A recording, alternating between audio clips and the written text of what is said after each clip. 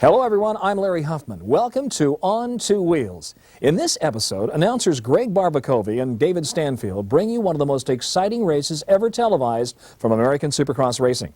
Sit back and relax as I'm proud to present the 1986 Supercross season opener from Anaheim Stadium as David Bailey and Rick Johnson take you on the ride of their lives exclusively on Two Wheels. On Two Wheels, the history of Supercross is brought to you in part by Cycle News, America's weekly motorcycle newspaper. By Moto Video Home Entertainment, the exclusive home video supplier of America's toughest race on home video, the Blackwater 100. And by your local Suzuki Pro Level RM motorcycle dealer. Suzuki, the ride you've been waiting for.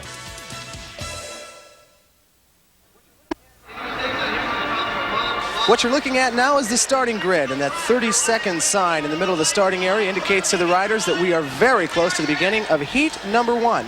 Now this is going to be 8 laps long, and as soon as you see that 30-second sign tilt over to the side, that means that the starting gate, which drops down backwards towards the riders, could drop at any time. That guy in the red jacket is going to go bailing out of the center of the track real quickly. You'll see him running. Here they go. It's the beginning of the 1986 Nippendenzo Supercross Series, and the first rider into the first turn. Whoa, on the inside, number 102 is going to come blasting out of nowhere. Way on the inside, we had a super surprise there. That's Ron Turner, who for the first time ever is racing on a Yamaha, and there he is under his bike. Holy smoke, a tough break for the rider who just got going on a Yamaha this year. He rode Kachivas for the last couple of years. This is the first time he's on a red and white bike, and he ended up bailing. Now we go to another Yamaha rider who's got the lead. This is Mike Byer. Mike used to race Hondas last year, but now you can see that he as well has switched over to the red and white brand. Now Mike has got a support ride with the factory, which means that they don't pay him a salary, but they keep him well stocked in parts and bikes so that he can campaign on the circuit throughout the entire year. And behind him in the red jersey, Russ Wageman. Here they are getting ready to come down into that big first corner, and whoa, that Yamaha in second place moving to the outside. That's number 86, Russ Wageman from Canoga Park. Russ Wageman used to race Suzuki's last year for the factory. He was dropped from the team, however. Some injuries hurt him last year. Right now he's battling for his life, and on the inside a super pass. Wageman in the red jersey, just barely on top of those moguls, as you can see, has now opened up a 2.5, maybe even a 3 bike length lead. Kawasaki's effort back in third place, that's number 17, Alan King. Alan, another rider who's got factory support. Through the moguls and up and over Ricky Johnson's obstacle. That's actually a tabletop hill that's mounted in a corner, which makes it real difficult to traverse. They go over the whoop-de-doos, through the sand, and you'll see him shooting back towards the finish line in just a second. Here we are, number 86, Wageman on top. Second place now belongs to Alan King. Alan's moved into the number 2 spot, so 34, Byer losing a little bit of momentum there.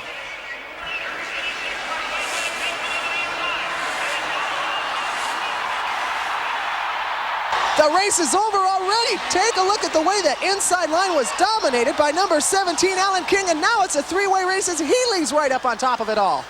Russ Wageman only a few moments ago had himself a 3 bike length lead, and then all of a sudden Alan King found an incredible reserve and blew right by him. Healy on the inside of Wageman, and he'll take over second place. Holy smoke, this is more exciting than almost the entire 1985 season put together. One of the complaints of Supercross last year was that the racing was not tight enough. Well, as you can see, Supercross's promoter, Mike Goodwin, sure has designed an excellent track tonight, because in the very first race, we've seen some incredible passing. Number 17 on a Kawasaki with the lead, Alan King. I don't believe Alan has ever taken an overall win in a Supercross race. Remember, this is only the first qualifier. By winning, he would transfer directly to the main, something that would obviously give him an advantage because he would be able to rest both his bike and his body between now and then. Second place, that's Mike Healy. Mike's in the second year of his relationship with United States Suzuki, and Healy's really beginning to push on Alan. Right now they're approaching center field in Anaheim Stadium. Healy is looking for a way to try and dive underneath Alan on that inside. Alan likes to gun towards the outside of those berms. As I told you before, staying on the gas and using that outside line to keep his momentum up. Healy's been looking for an inside line where he can just plant his foot, turn the bike around quickly, and jam for an open slot. So far, hasn't been able to pull it off. Whoa, there on the outside. Look at him get out of shape. They're both in trouble. Wageman is going to take the lead back. Holy cadavers, is this an event? Whoa, it's a whole new battle for first place. Now Wageman is forced off the track. He gets back on at just the last possible second and regains the lead. Folks, you are witnessing one of the most incredible Supercross heat races that have ever existed here. That's number 34, Mike Beyer. And then coming up right behind him, boy, mean big time on the outside. That's Jeff Hicks, barnstorming his way up from 5th place and now really trying to push into 3rd. He's in 3rd and makes 2nd place. So far, only halfway through the event, he has already moved up quite a fefew positions and now beginning to set his approach on Russ Wageman's Yamaha in the lead. On the outside, he's on the outside, doesn't quite pull it off. Now, both of them going over doubles. Whoa! Look at the way his helmet bounced up off of the cross pad of the handlebars. His helmet was just thrown back because apparently he hit either his chin or his cheekbone or something. Some part of his head took a real nasty knocking as he came back down out of the air and slammed into the ground on that tough, jagged rut that Supercross is so well known for. So you've got Hicks in the lead. In the red and white, that's Wageman in 2nd place. And now approaching from back in 3rd, you've got number 10 on a Suzuki, one of the factory riders, A.J. Whiting. Meanwhile, back to Hicks. Let's see whether or not he can stay in the lead. Whoa, there goes A.J. right behind him. Hicks will take the win, and on the last corner, A.J. Whiting moves into 2nd place. Now we go back and we do it all again. It's the 2nd heat race, and just like before, the top 4 finishers will have the privilege, the luxury, of transferring directly into the main. And here we go, the start of the 2nd heat. Now in this race, we've got Hawley and Burnworth, and they're in 1st and 2nd place. Whoa, big time bail right there on the start breaker. Let's hope that he gets back up and okay. Once again, it's Hawley in the lead. Hawley in the white jersey on a Yamaha, behind him in the black and orange. That is Scott Burnworth, a former Suzuki rider, in 2nd place, but Hawley, the man right there, number 12, just off of a hot win at the World Supercross Finals at the Los Angeles Coliseum a couple of months ago. Jim Hawley was a privateer up until this season, but after winning the World Supercross Finals overall standings, beating quite a few of the world's top Europeans, Yamaha Factory saw fit to reward him with a full factory contract. And now we've got a tight dogfight for 1st and 2nd place. Burnworth passes him on the doubles. That's Scott Burnworth, who used to run for Suzuki and this year has switched over to Yamaha. Boy, apparently he's adopting to that brand new bike pretty well. Number 18, Scott the Burner, one of the younger riders on the circuit, really making that Yamaha click out there on the backside. Up and through the sand pit right there, one of the most treacherous obstacles, but we'll talk about that a little bit later on. Right now, let's watch Burnworth as he finishes up lap number 2 of this event. Scott Burnworth, who comes out of El Cajon, just like quite a few of the top racers here in the Supercross circuit, earned the number 9 plate last season. Here you can see that he's running number 18 on his machine since he did switch factories over to the Yamaha brand. He was ranked number 9 in Supercross, according to the AMA and InSport, back in 1985. Number 12, Hawley, down in 2nd place. Looks like number 47 trying to keep up behind him. That's Ali Samar from New Iberia, Louisiana. That's the guy who used to run locally. Now you can see Burnworth gets the checkered flag with one hand up in the air. Hawley's barely going to be able to hold off Ali, it looks like, at the finish line. Indeed he does. Samar is going to have to be content with 3rd place. Number 22 coming up in 4th. That's another local, Brian Myerscough. Let's go down to the field and Dave Stanfield. Did it again. Burner, did you hear the crowd yelling when you made that triple jump? Yeah, I did. I could hear them every time I went around there. It sounded like every time I didn't jump it, they got bummed out. I know. Well, you got to win, and you've got to play it easy. You had a big lead, and that was your strategy, just to win. Yeah, I just kind of took it easy because I was real nervous and just tried to make it come through. Okay, the track, is it going to hold up? Is it going to be like this all night long? Yeah, the track's really good right now. It's not bad at all. Best of luck. Great race. Thank you. Back to you, Greg. We're back at Anaheim Stadium on the starting line for the 3rd qualifier. And ladies and gentlemen, this race here may very well be a sneak preview of what the main event is going to look like, because in this event right here, you have got David Bailey, Ricky Johnson, and Johnny O'Mara all in the same grid. The sign is sideways. We're going to have a start any second right now. The gate falls backwards, and here we go. Barreling their way down to the first turn. Looks like Bailey on the inside.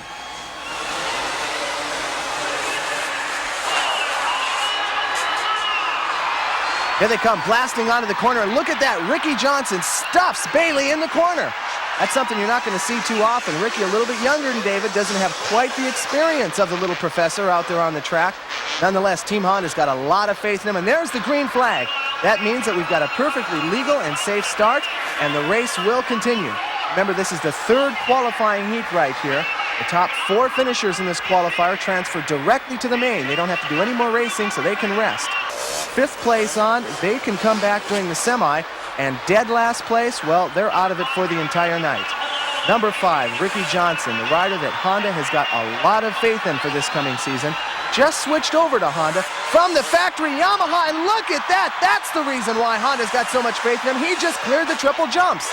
Now, he's only the 2nd rider to do that. You saw Burnworth do that just a few moments ago during the 2nd qualifier. And here, apparently, Ricky Johnson feels that he's got to jump over all 3 of them to maintain the gap over his stablemate, David Bailey. Ricky's number 5 in the blue jersey on a Honda, and behind him, number 6, David Bailey, a teammate on Honda, but he's running red. Even though they're teammates, the reason they're running different colored jerseys is because these riders, many of them have different colored sponsors. Whoa, what a pass right there at the finish line. Bailey is able to swoop on down through the inside and go blasting right by RJ. Again, the way to tell them apart is by the colors that they're wearing. They're both on Hondas, but Bailey's in the red and Johnson is in the blue. What we started to say is different sponsors have different colored jerseys, and that's the reason why these 2 stablemates do appear to have the 2 different colors out there. Again, Johnson in blue, Bailey in red. Halfway through the event right now, and look at the way that Johnson came very close to getting that inside line. Just as that corner you saw right there, that rut on the inside slowed him down a bit, while David took the smoother outside berm so that he could maintain the speed that he had going into the corner. Now we better watch out. There's a couple of lapped riders right in front. Bailey with a nice clean cut on the inside. Got that 1 lapped rider out of the way quickly. Johnson having a little bit of trouble passing the other lapper. Now back down to that treacherous sand pit. You can see the giant roosts of each of these riders have goggles. And there's the checkered flag that's going to bring the race to an end. A surprise last-minute win by David Bailey, number 6, over number 5, Ricky Johnson. Let's go down to the winner's circle and see what Dave Stanfield has to ask. Tough heat, David. Congratulations. Now, is there any advantage riding with somebody as fast as Ricky Johnson?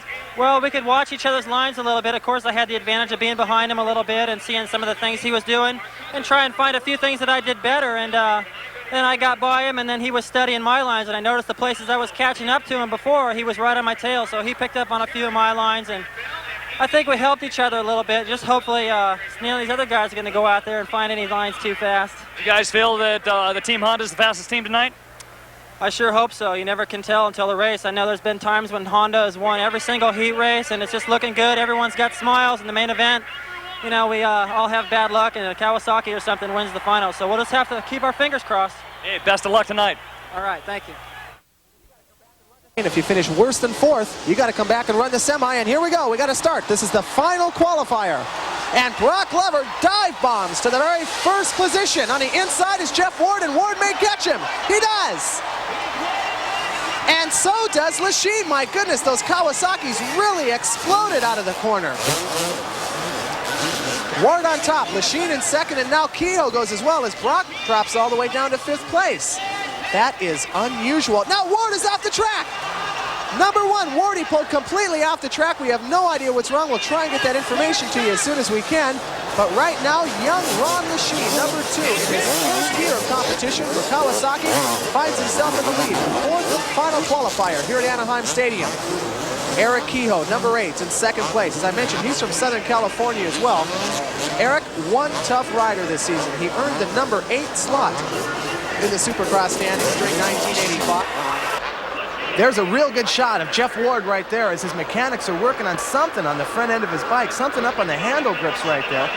Wardy turning his back. Oh, and he's taking his gloves off. It looks like he's going to be done for the night. Apparently his mechanics aren't going to be able to get it back together. Otherwise, he never would have even taken his goggles off.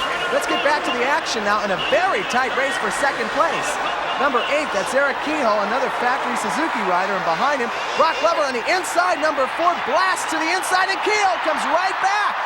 Kehoe did the triples just like we saw Ricky Johnson do a little bit earlier, and that's how he regained 2nd place over the rider from El Cajon. Number 2 in the lead, Ron Lachine. A lot of controversy has been around this youngster this year. He's making a lot of money this season, switching over to the Kawasaki factory. And here's his chance to prove that he's worth every single dollar. Out in front, leading the way in this qualifier number 3. You can see the white flag out. That means that there's just one lap left to go, a signal to these riders that they can go all out at this point for only one further lap.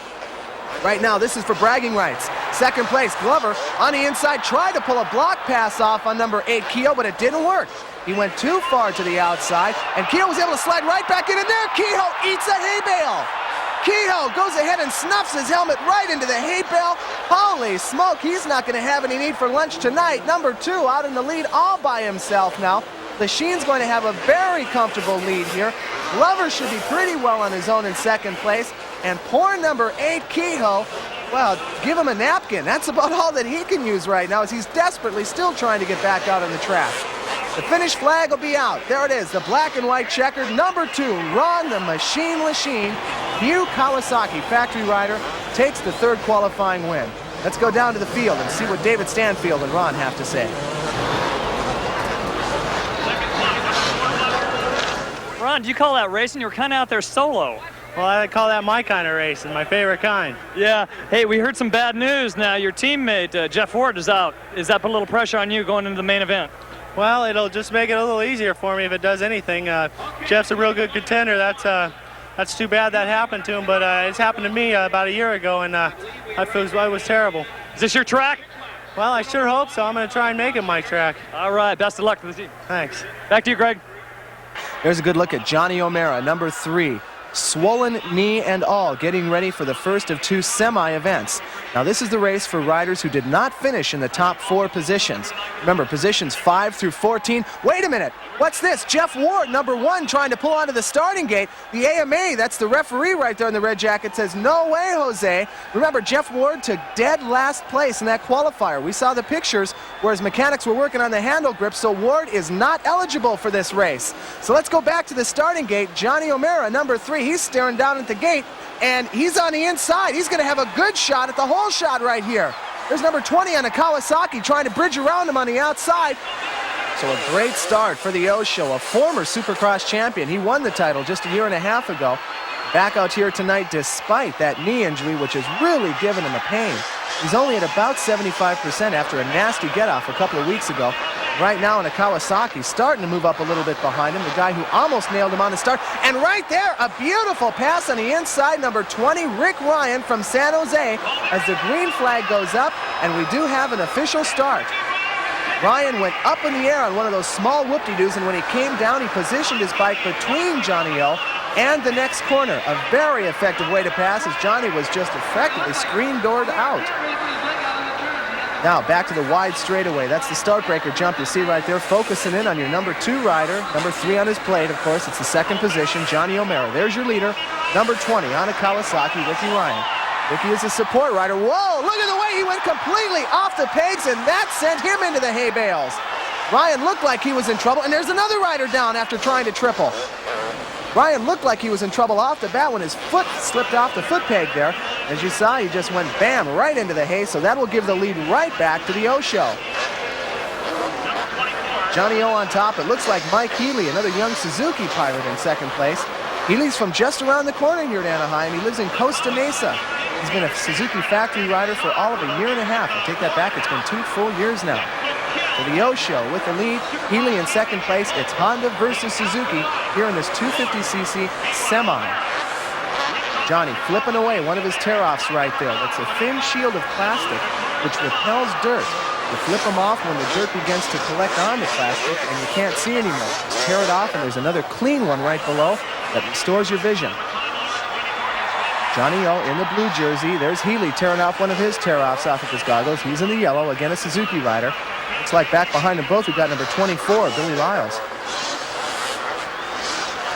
Race continuing on. Now in this semi-event, only the top 2 riders will transfer to the main event. We've already got the top 4 riders from each of the 4 qualifying heats. That's 16. Take 2 from this race, 2 from the next semi, and then 1 final rider from the last chance qualifier, making it a 21-rider main event. And that is the basis from which all of the money all of the points, and of course the trophies are awarded. Here's the checkered flag. No problem at all for the O-Show. After the early goings on, Healy will take second place, and indeed number 24, Billy Lyles from Georgia, will take third. You don't see too often that you've got to qualify in a semi-main. How is your leg? Well, it's not very good. I wish I could say it's good, and I wish I could say I'm going to be in there for the win, but I'm just here to try to get some points, and so I don't fall too far behind in points. And 'cause my knee's pretty banged up, I got a couple torn ligaments, and you know I'm not making any excuses. It's just it's a lot of pain out there. And then when I crashed in that heat race, I bent it back pretty far, and it hurts. Thanks for your time, Johnny. Thank you very much. Back to you, Greg. An injured Johnny O is going to limp back in and see if he's going to go into the main event. All eyes on the starting line are focused on the 30-second sign. It's sideways, and the big story right now is that Jeff Ward apparently is not going to make the main event. More on that in just a second. Let's go back to the start and see who's going to get to the first turn first. There's Eric Kehoe in the middle. However, he went too far to the outside, and it looks like number 37, Billy Frank, out of orange, is going to escape with the hole shot. So Frank out on top. Looks like a Honda in second place. Billy Frank, number 37, he's a Yamaha rider this season. One of the guys to be watching out for, looks like number 8, Eric Kehoe, as well as number 9. Whoa, look at the way, sideways right there. That's number 30, Larry Brooks on a Honda.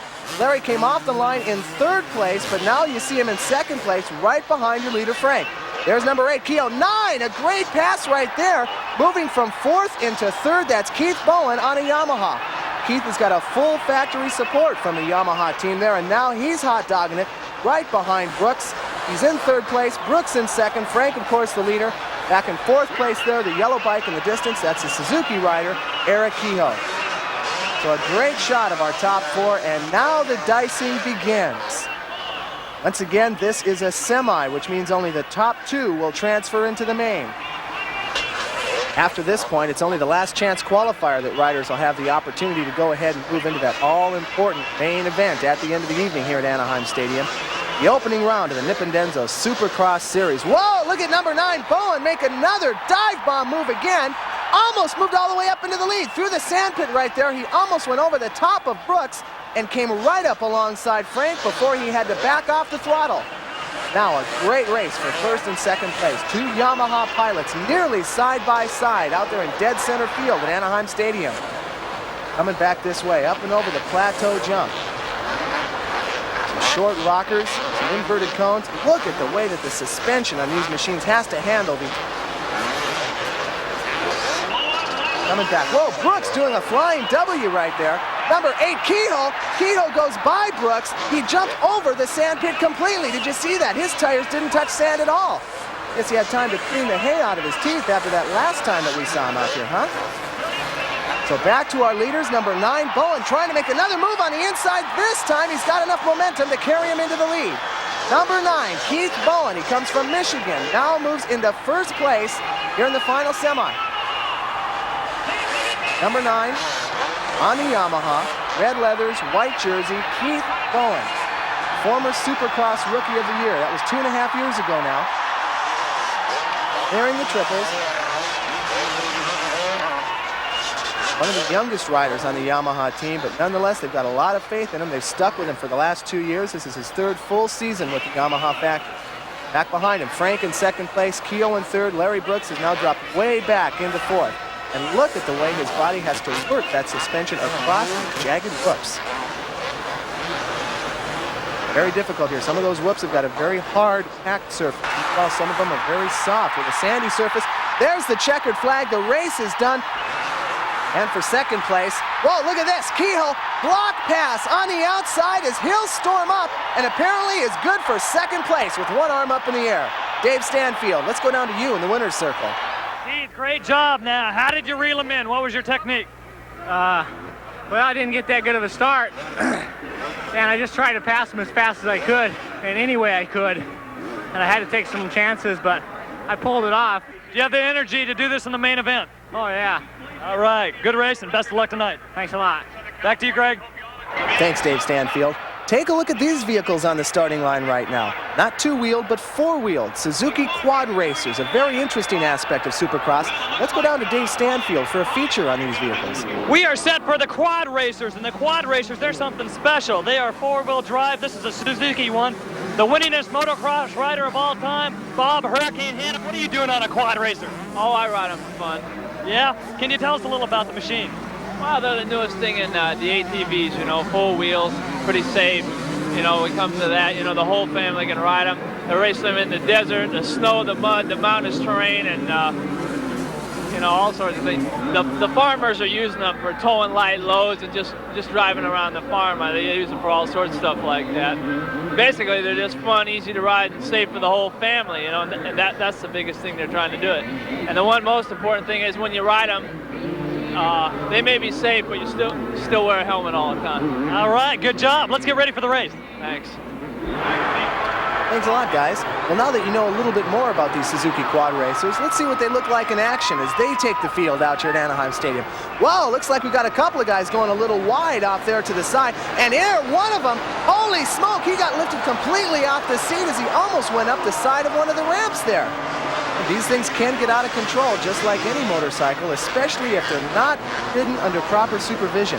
Take close note. You'll see that each one of these racers has got a helmet, shoulder pads, boots, gloves, and protective jersey and leathers on. Now we'll get a good look at our leader. There he is, number 309, Tim Dixon. Hasn't been racing him all that long, but he's got the top slot right now. And behind him is Paul Nicholson, rider from Canyon Country, slicing towards the inside. Look at that. Even though they're on four wheels, they still have ways to go side by side out there on this Supercross track. Quick little two-lap race here with the white flag out. Now, these things may be twice as wide as motorcycles are. Nonetheless, none of these riders are afraid to go elbow to elbow as far as action goes. A race is a race, whether you're on two wheels or four wheels. And these guys all know how to go for it. Keep in mind, all of them are Suzukis.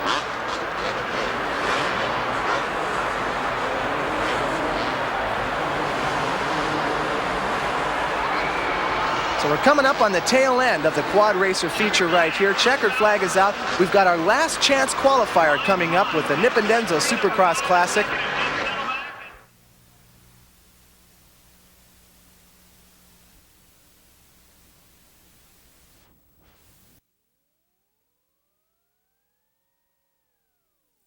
Chance qualifier for the Nippon.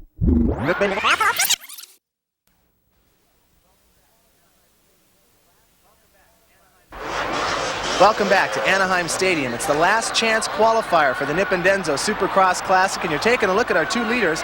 Alan Dyke, number 141, who's up on top in the red jersey, and right behind him is number 24, Billy Lyles from Georgia. We mentioned Billy a little bit earlier during the qualifiers. He didn't place high enough to transfer into the main, so here, as the name of the event implies, is his last chance to qualify for one of those positions. There he is coming up almost right alongside Alan. Alan in the red, boy, slams him to the outside. How's that for a little bit of Southern hospitality, huh? Billy Lyles says, move over, Canada. I'm coming through. So the young Georgian who just got married last year in the white jersey literally bangs his way right into the lead around the Canadian. That's Alan Dyke, number 141, down here from British Columbia. So now let's see whether or not Lyles can maintain the lead. Billy lost his full factory support ride. Now he's simply a support ride for the Kawasaki factory. That means he doesn't get quite all the fringe benefits that some of the other factory pilots do. Here again, you can see the way that number 24's machine has to navigate all of those really incredible obstacles that we've got there on the track.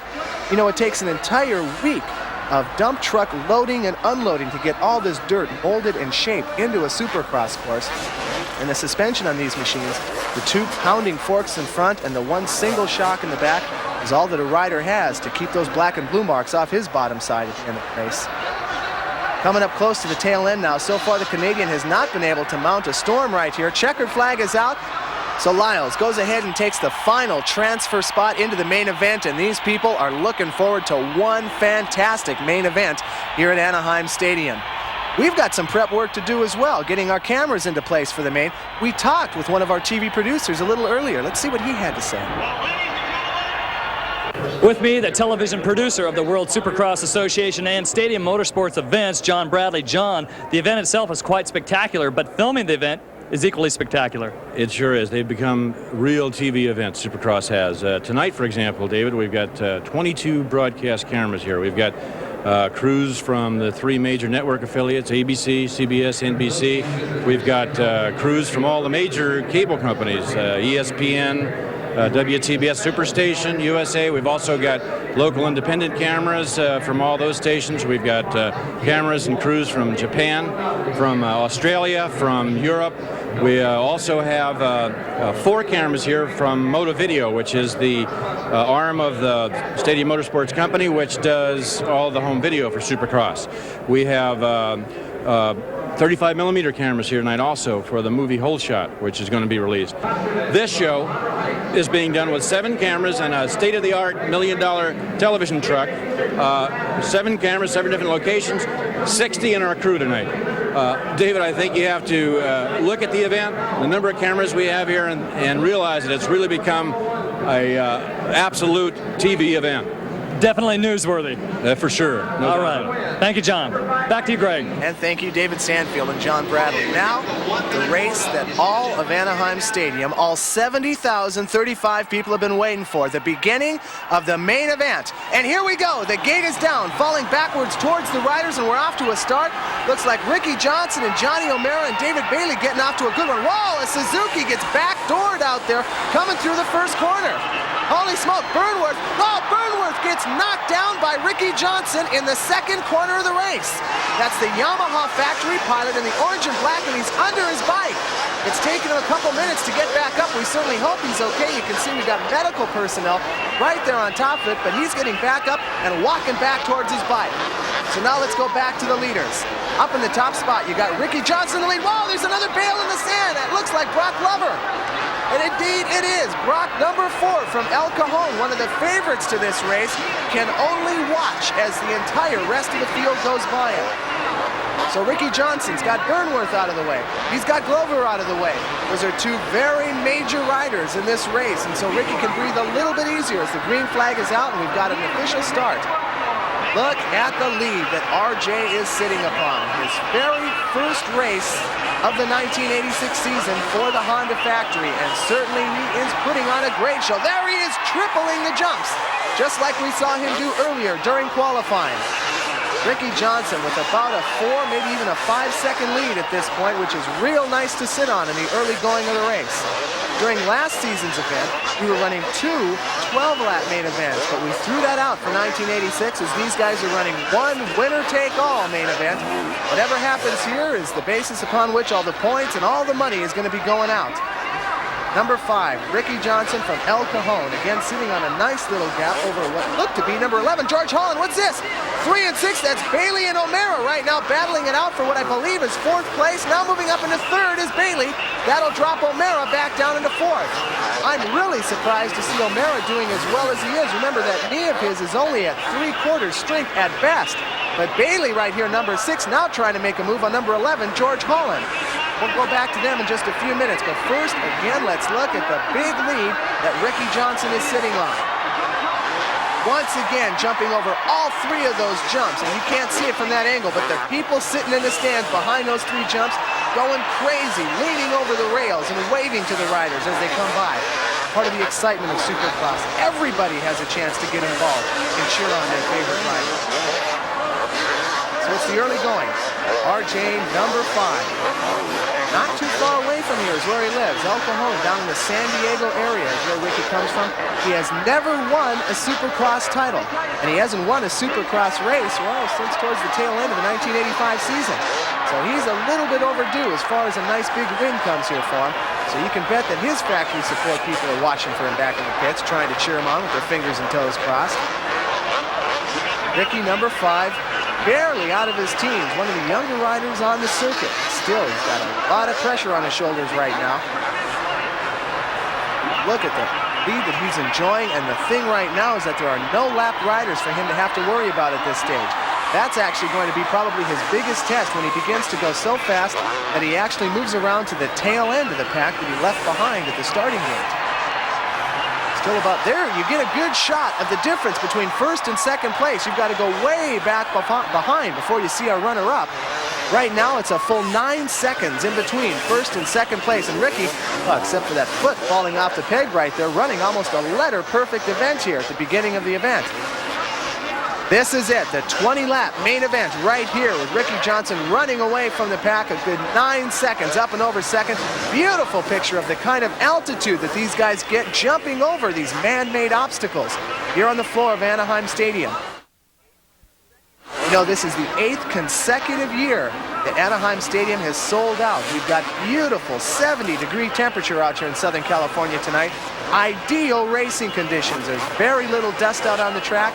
And even though it's an extremely technical course with 50% more obstacles than these riders are normally used to having, well, Ricky Johnson seems to have the thing well in hand. Taking a look back behind him, you still cannot see anybody in second place. A little bit earlier, we were talking about how Ricky Johnson is going to have to start facing the back end of the pack.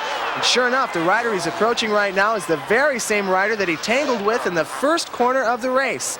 Remember when he and Scott Burnworth tangled? Scott Burnworth ended up underneath his machine, and it took him quite a while to get going again. Well, Burnworth very obviously is a lap down at this time. And right now, Ricky Johnson's job is to get around the burner just as quickly as he can so that he doesn't lose that precious 9-second lead that he has. Well, there you can see Bailey already is beginning to catch up back behind him. You got to begin to wonder, perhaps could Burnworth be a little irked at what happened early on in the race? Could he be intentionally holding number 5, Ricky Johnson, back? That's part of team racing right here, and that is exactly what we're looking at. Into the big berm. Now they'll approach the triples. Whoa, there's the difference between first and second place, as Ricky Johnson did all 3 and Bailey chose only to do 2. Now probably a safety factor there. Reason why David didn't want to land on top of Ricky had Ricky not gone for all 3 of them at once. Whoa, some tight racing going on right here. Yeah, get out of the way, photographer. We want to get a look at this. It's the race for first place. This is the closest we have ever seen our top 2 finishers here tonight. Number 5 in the blue jersey from Honda, Ricky Johnson, also on a Honda. Number 6, David Bailey, right back behind him as they cross the finish line. That's a lapped rider they're going by right there. Number 10, A.J. Whiting, he's at least 1 lap down. All along the side of the track, friends cheering them on, waving their fists, pointing to their heads, saying, think, guys, think. Got the youngster, and although he's not old, you got to call him the oldster. David Bailey, of course, has been around for quite a long time, the 2-time Grand National Champion, where Ricky Johnson is only this season beginning his rapid climb up through the ranks. Look at that, over the triples, and this time David Bailey makes all 3 of the triples as well. Remember, since they are on the same factory team, that means they won't be taking any unnecessary chances as far as their racing goes when they get side by side. Nonetheless, only one of these 2 riders can take home the first place check and, of course, all the first place glory. And so, well, you know that they're going to be going for each other should they go side by side. They're just not going to try anything too sneaky on each other. Again, we're looking at those monster roofs. Wow, a great pass the way that Bailey went through there on the outside of the sand. He went a lot higher than Ricky, and Ricky very nearly T-boned him right there in the corner. So take back everything I said about those guys. They're going hog wild for the lead. It's an all-out battle for first place. Teammates or no teammates, only one of them can take home the title, and number 6, David Bailey, sitting on top of it right now. Again, having to wind his way through the clogged traffic at the tail end of the pack here. Number 5 is the only guy in camera view right now who is on the same lap. Everybody else, they're at least 1 lap down. It's a wide open 1-2 punch. Racing for the lead, David Bailey from Axton, Virginia, number 6 in the red and white. Well, another bump! And this time, Johnson is going to use the loss of Bailey's momentum to his advantage as he'll take the lead right back. So Ricky, who started off the race in first place, got held back by Burnworth, then got dropped back into second place by Bailey, is able to go ahead and steamroller right back up into the top slot. Bailey not about to give up. He's less than a bike length down. It's another tight corner just before the finish line. Very nearly side by side as they go up in the air. Ricky now with only 1 bike length of an advantage in between first and second place. Holy smoke, you can run out of breath just talking about this thing, and we sure hope you're enjoying all the action at your own home. At this point right now, it looks like we're going to have a little bit of a break in the action. David Bailey down in second place as Ricky right now enjoying, well, it's about 1.5 bike lengths, 2 bike lengths in certain sections of the track. Look at this, Bailey on the inside pulls the the lead and takes it back again. That's the 4th time in a lap that we've had the lead change. So at this point, give me a chance to catch my breath. This is Greg Barbacovi along with David Stanfield, and through the miracles of television, you've missed almost not a single thing at all. We've still got a super tight race for 1st and 2nd place. There you can see number 5, Ricky Johnson in the blue jersey, doing his best to try and regain the lead that he held for the very first part of the event. Ricky was the early leader. As a matter of fact, he and another rider tangled in the very first corner of the race. Burnworth went down. Ricky held the lead for the first third. Then David Bailey began his come from behind. Those guys knuckle to knuckle right now. Here, once again on the inside, Ricky trying to take the lead back, but David Bailey says, move over, Sarge, and he regains the lead. So number 6 and number 5, both of them from the very same team. That hasn't stopped them from some major league bumping and grinding, though, as both of these guys have been knocking each other and hay bales trying to maintain the precious gap that both of them have held at one time or another in the top slot. There's a very unusual picture right there. Who would have ever thought that you would see number 4, Brock Glover, former Supercross champ, being lapped, and there's Ricky Johnson, a great inside pass, and Bailey gets him back again. Holy smoke, these guys. Now Bailey comes to almost a complete stop, and Ricky Johnson's front tire almost climbed up the back of David Bailey's jersey. They came to almost a dead stop in that very tight corner. Now we're back again to a 3-bike length advantage between 1st and 2nd place, and the entire Anaheim Stadium crowd is on their feet.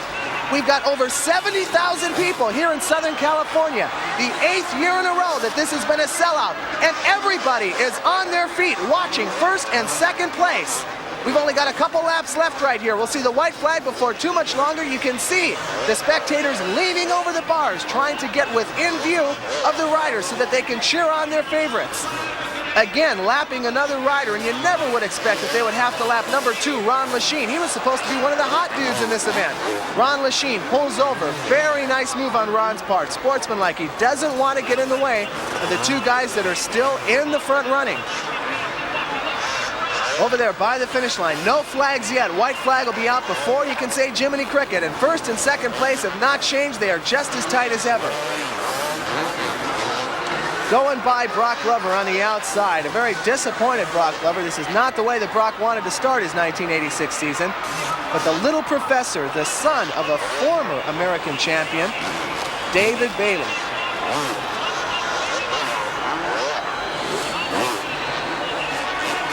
Well, at this point, I can look out over the field and see that the white flag is out, so apparently we missed that last time, and everybody here in the stadium is up and cheering on their favorites. Of course, right now, taking a look back over his shoulder, number 6, David Bailey. Boy, a long, hard-fought race for the rider coming all the way out here from Virginia, a former Supercross champion, and he's starting off the 1986 Nippon Denso Series with a blast right here. A come-from-behind blast, nonetheless. Little tough landing right there, as he's probably thinking more about the checkered flag than anything else. And here it comes, the white flag out, the checkered flag is what you see, and David the Bandit Bailey, number 6, the little professor, takes a surprise come-from-behind win here to open up the 1986 Nippon Denso Series. Racing at its absolute best, and just another stop in our journey through the greatest years of Supercross racing. I'm your host, Larry Huffman. Join me next time for another chapter in our quest for the greatest Supercross champions to ever ride on 2 wheels.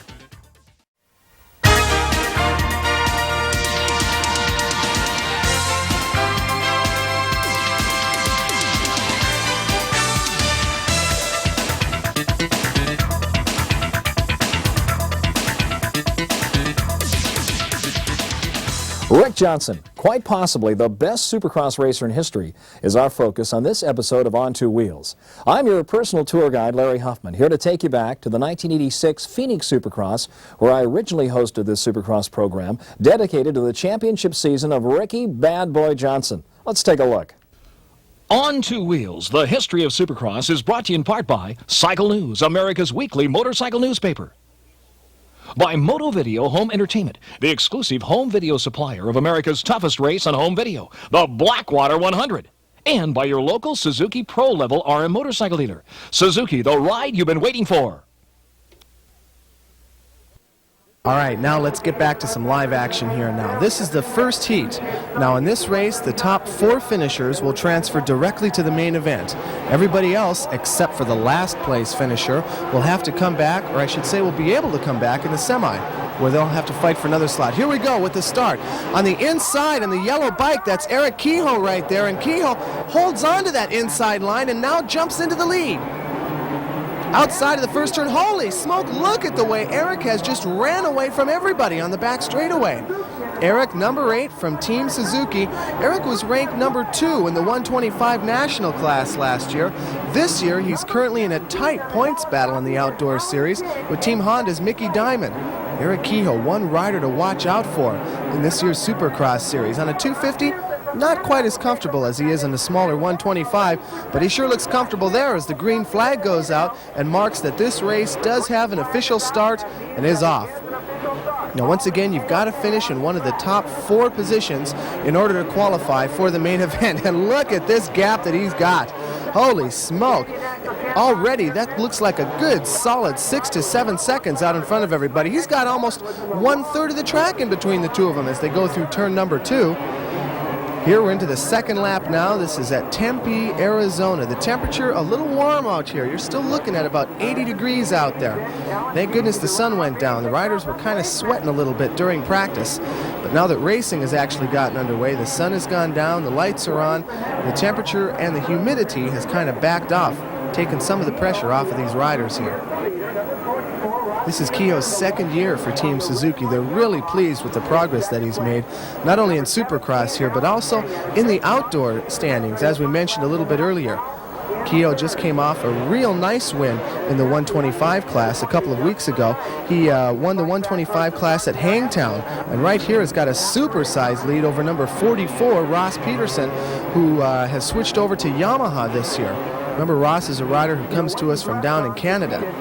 Ross pretty far back, though, as far as the track standings go. All we've been able to do is keep track of Eric out on the track. You still cannot see second place as you look back over Eric's shoulder.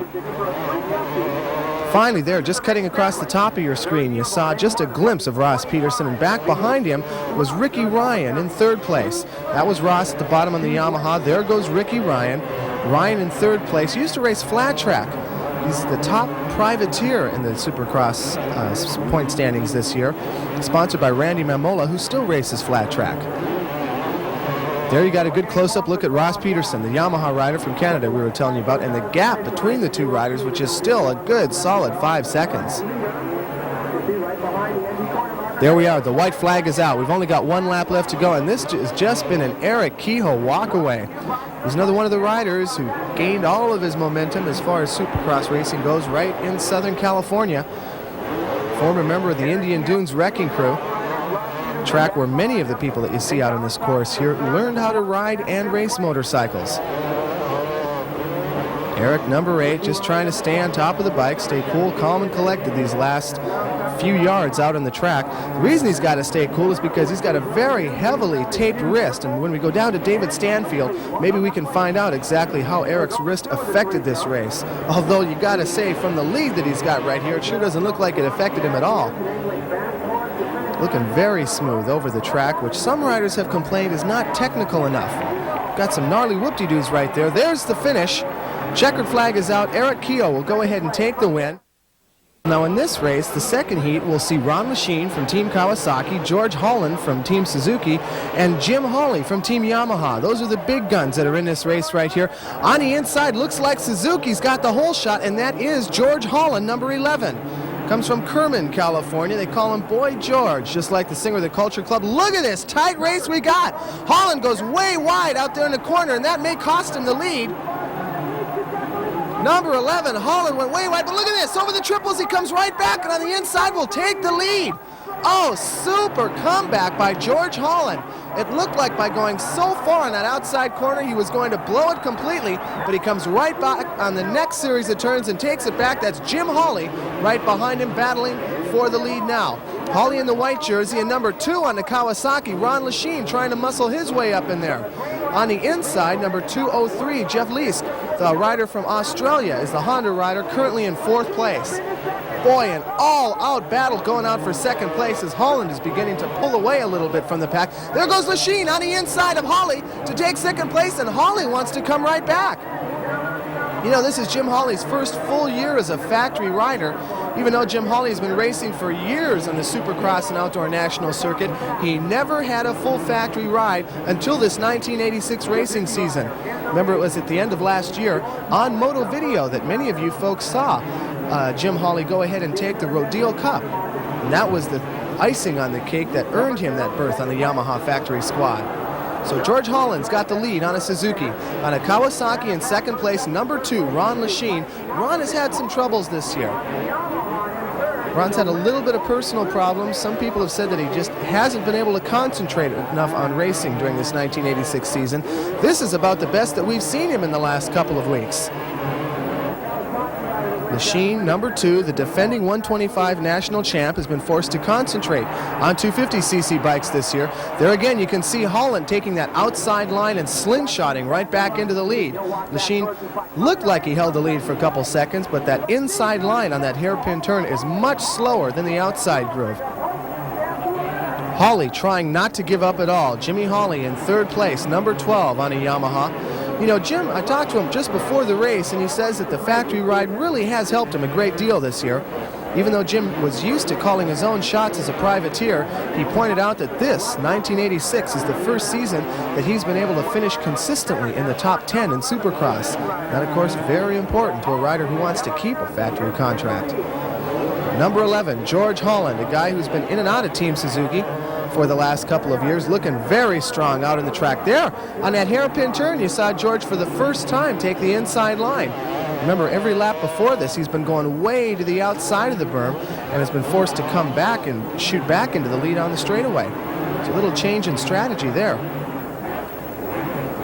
Lechien, number 2. 2nd place. You can see the gap between 1st and 2nd has opened up to about, a second and a half, maybe even 2 seconds. But now Lechien beginning to charge.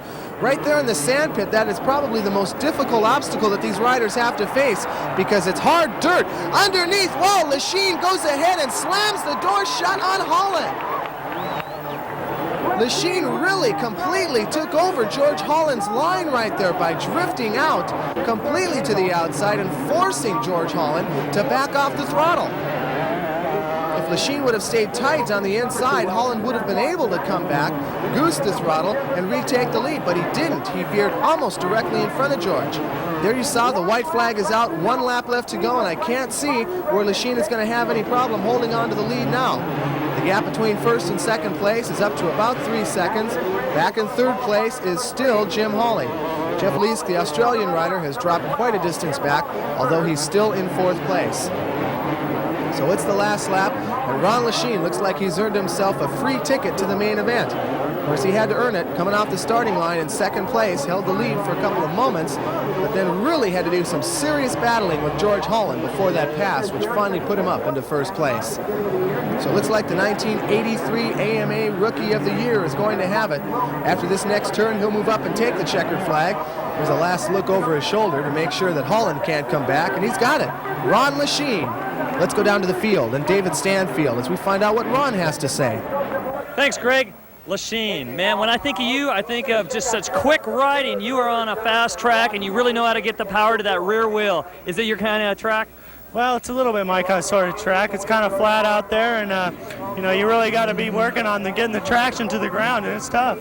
Did you have it? You feel like you had it in the pocket the whole time? You just knew you were just looking for a place to pass? Well, it wasn't that easy. I'd like to say it's that easy, but I was just trying to stay real calm, hold my lines, and pass them when I could. You did it. It was beautiful. Thanks. Ronald Sheen, first heat victory. Heat number 2 now. Heat number 3. Back to you, Greg. Well, before we go to heat number 3, Dave, let's take a look at the beautiful nighttime skyline of Tempe, Arizona, with Phoenix out in the background. Earlier today, we sent our Moto Video kamikaze cameraman Dennis Shannon out to capture the flavor of these two cities. You know, Arizona State University is in Tempe, Arizona, while Phoenix is the capital of Arizona. Now, many people think of Arizona as nothing but an arid, dry state. But you know, if you take the time to look between the cacti, you can actually see quite a bit of beautiful plant life and vegetation. This area is surrounded by desert. However, there are plenty of urban attractions as well, including the Phoenix Zoo, where exotic desert animals can thrive in their own natural habitat. Phoenix is also known as a recreational hotbed, with golf as a popular pastime, even if your game isn't up to par. City forefathers have even figured out a way to bring surf to the Inland Empire. So no matter what kind of recreational activity you enjoy, Phoenix and Tempe have something for you. With heat number 3, in the center of your screen, defending Supercross champ Jeff Ward, number 1. Keep an eye on the guy over on the inside, too, over on the right-hand side of your screen, number 24, Billy Lyles. Billy on the inside from Georgia has been a factor in many Supercross races this year. Here we go at the start. It's a Yamaha out in front. That's number 19 out of San Antonio, Texas, Danny Storbeck. And once again, as we've seen in each of the 2 heat races before this one, the guy with the hole shot has really been able to pull away from the pack on that back straightaway. Let's count them down here. Number 19, Storbeck, off the tabletop there with the lead. 9 in second place is Keith Bowen. Back in third off the starting line, that sure looks like Jeff Ward right there with Billy Lyles back behind him. So number 19, Danny Storbeck, the guy who took 8th place in the 250 Nationals in 1985, but who has been surprisingly consistent in 1986. He's been a guy to watch out for. Number 37, Billy Frank, is the rider back in 4th place, and after Billy Frank, you go to Billy Lyles, number 24. It's looking like a 3-man race so far. And up on top right now, 2 Yamahas. 1 support rider in the lead, Storbeck, and the factory rider behind him, Keith Bowen. Whoa, Bowen on the inside. Was that a sweet pass? Bowen, even though he had that tough, slippery inside line, was able to put his front wheel right down in front of Storbeck and take the lead away from him. And now Jeff Ward, defending Supercross champ, is going to try and do the same thing on Bowen. There he is, putting his front wheel underneath him. His back tire actually clipped Bowen's front end, and Ward is able to use that momentum to catapult himself across the finish line first and into the lead. Oh, a beautiful pass by Jeff Ward right there. He was able to get that front tire down on the inside of that line and effectively block off the path of number 9, Keith Bowen. Smooth, smooth pass. Number 1, Wardy now beginning to catch up with some of the lower or slower riders out in the field. This track surface out here is a little on the hard side. Remember that we have got some off-road cars, which we'll be seeing a little bit later on here on the television show, which have really been packing down the dirt tight. Makes for kind of tough traction. It's been a little on the slippery side. White flag is out. We got 1 lap left to go. Ward is on top. Bowen, even though he got passed by Wardy a couple laps ago, still hanging tight in 2nd place. Remember, the top 4 riders will all transfer directly to the main. Ward has had a tough year this season. Boy, after that heartbreaking first race of the year back at Anaheim, where he broke a simple throttle cable and was not able to make it to the main event, all the way up to Pontiac, where he crashed with Brock Glover. A tough, tough year for Wardy, who already has been mathematically eliminated from the 1986 Supercross chase. Well, he's about ready to get a checkered flag right here. He still wants to score as many points as he can, and qualifying for the main right here will help him do just that. Checkered flag out, defending champ Jeff Ward with the win. Greg, when you think of the number 1 plate, you think of it out front. The number 1 plate today, Jeff Ward, great heat race. I could tell at the start you were hesitant. Okay, let it sort out, and then once you could pick off the front runners, you did that in fine style.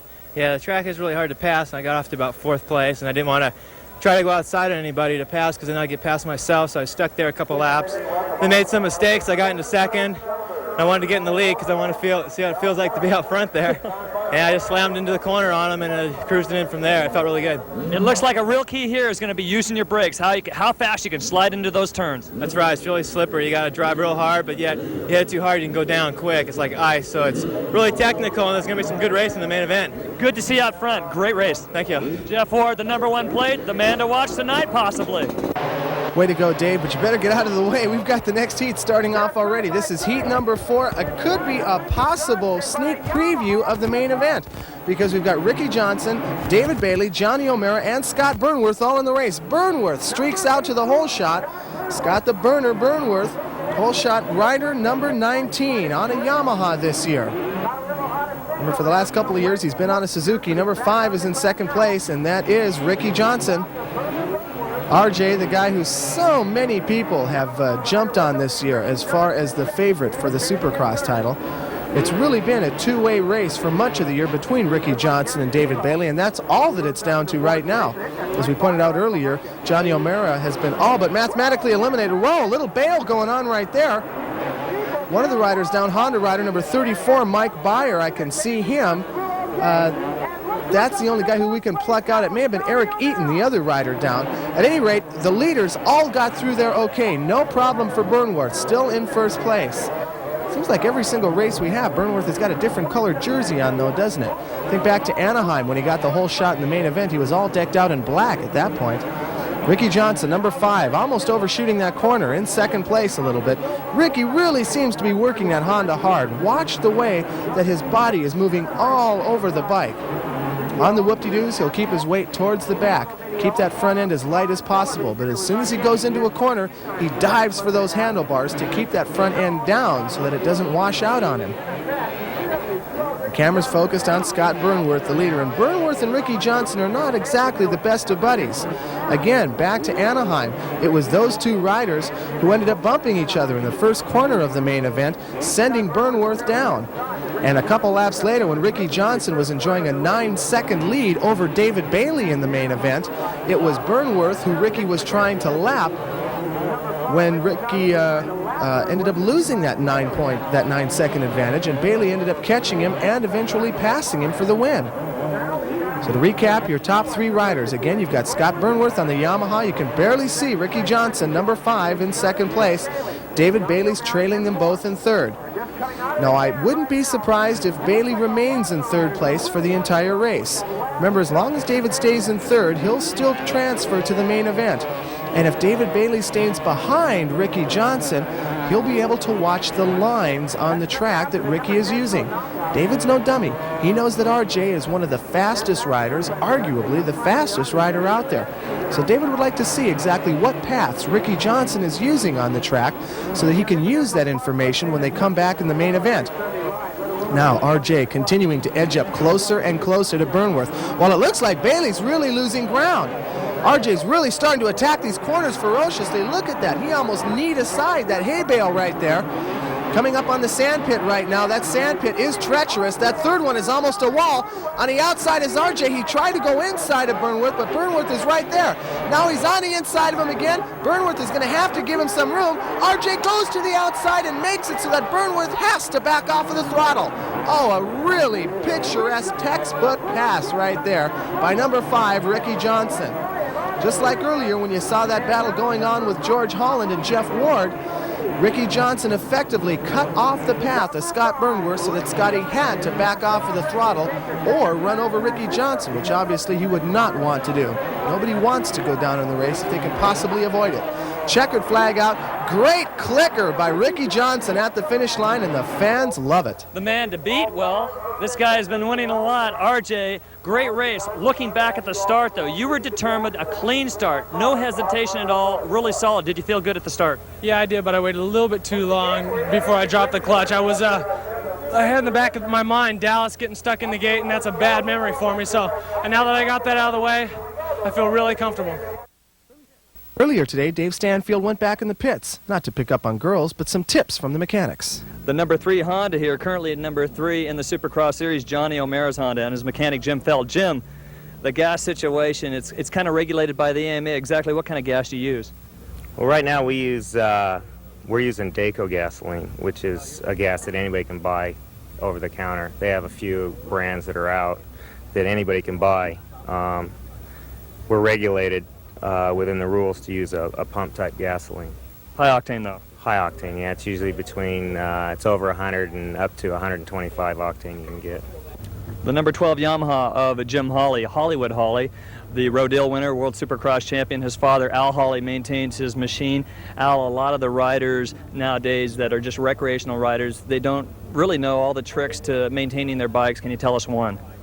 Yeah, one of the biggest things that a guy could do as far as maintaining his motorcycle is after he washes it, when he gets through racing or practice riding or recreation riding, is to service the cables, which most people forget about. And to service the cables is a very simple method. You just take the cable off at one end of the lever, and there's a little tool that goes on there that pressurizes the oil into it. WD-40 is what I use, and it keeps the cable free, and it doesn't have any binding spots or tight spots, and the riders like to have their cables working nice for them. Always overlooked, but always used 1,000 times a year. Right. It's very important. One sticky throttle cable can get you in trouble. The number 8 RM Suzuki. This is Eric Kehoe's machine, and with me, Pat Alexander, the race manager of US Suzuki. Pat, we see safety wire here on the left side, the grips here, but we don't see it on the right. Now, this is a safety feature, isn't it? Yeah, well, that's Suzuki, our racing mechanics. They safety wire the left side grip, and the right side grip is bonded directly to this throttle assembly. Now, safety wire is obviously not a standard item you get on your showroom floor, but anybody can do it, any recreational rider. Where else do you put safety wire on these works machines?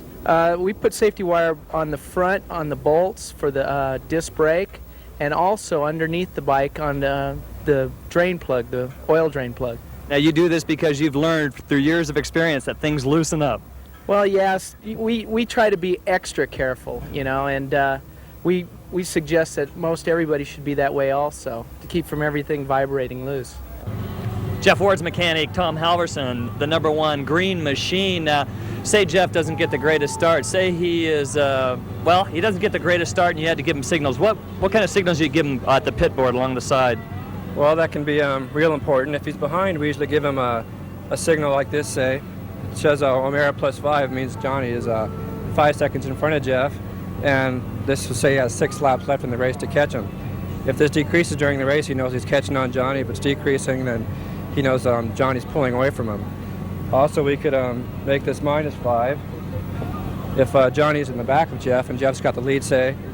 And if this gets to 4 or 3, he knows Johnny is closing in on him without having to look back and actually take away from his riding. He can just look at the chalkboard and know where he's at on the track. Thanks, Dave. Some great reporting. Now, let's get back to the live action. We're down to the semis. We've got 2 identical semifinal races where only the top 2 finishers will transfer directly into the main event. And it looks like Team Green's own Eddie Warren with the hole shot just inside of him right there. You saw number 30, Larry Brooks on a Honda go squirreling by, and number 37, Billy Frank on the inside, back in 3rd place. Billy Frank, remember, that was the guy who did so well in heat number 3, where he came off the line behind Danny Storbeck. Unfortunately, he dropped way back and now had to come back here to the semi in order to qualify. So on top again, you've got Eddie Warren on a Kawasaki. There he is right there, number 23. Now, a year ago at this time, he was running in that 125cc Pro-Am class that the AMA instituted during the 1985 racing season. Since then, Eddie's graduated up into the big leagues. He's racing with the 250s right now, and although he doesn't make the main event every single week, Kawasaki's been very happy with his performance. Don't be surprised if he doesn't get a full factory ride next season. White flag is out right now. 1 lap left to go. Eddie Warren leading this thing the entire way. Larry Brooks, the youngest rider ever to get a full factory ride. That was from Honda when he was a mini-cycle rider. Has been in 2nd place the entire way. Billy Frank has been in 3rd, but has not been able to get by Brooks at all. It's just been Eddie Warren. And now, coming up in 2nd place, it looks as though Brooks is about ready to make a kamikaze dive of his own right now. Brooks on the inside trying to crack open that can of sardines, but no, he very nearly killed his bike. You saw he lost all forward momentum and had to pop the clutch and plant his foot solidly just in order to keep going and to make that tight turn. That may have been his last chance right there. There's only 1 straightaway left now until the finish line, and it looks like Warren's going to have a fairly comfortable margin. Warren on to Kawasaki, over the whoop-de-doos, and indeed he will take the checkered flag in the semi-win. Larry Brooks in 2nd place. Let's go back to the starting gate now. This is semi number 2. Just like the race we just saw, only the top 2 finishers will transfer into the main event. Everybody else, well, they'll have to come back for the last chance qualifier. We got a Yamaha up on top with a Honda following close behind in second place. Scott Manning, a rider from Southern California, has got the lead, and in second, from all the way out in Stillwater, Oklahoma, you've got number 25, Guy Cooper. Now, Guy has really been amazing a lot of people out in the Supercross tracks this year. As a matter of fact, in Motocross Action, it showed a great picture of him up at Pontiac doing a one-handed cross-up. And whoa, speaking of getting crossed up, oh, Guy Cooper getting crossed up on the track rather than up in the air off a jump. He's going to lose about 5 positions because of that little tactical error right there. Now he's trying to keep his nose in front of number 15, Eric Eaton from Tacoma, Washington. At any rate, the checkered flag comes out, and number 53, Doug Duboc, will win.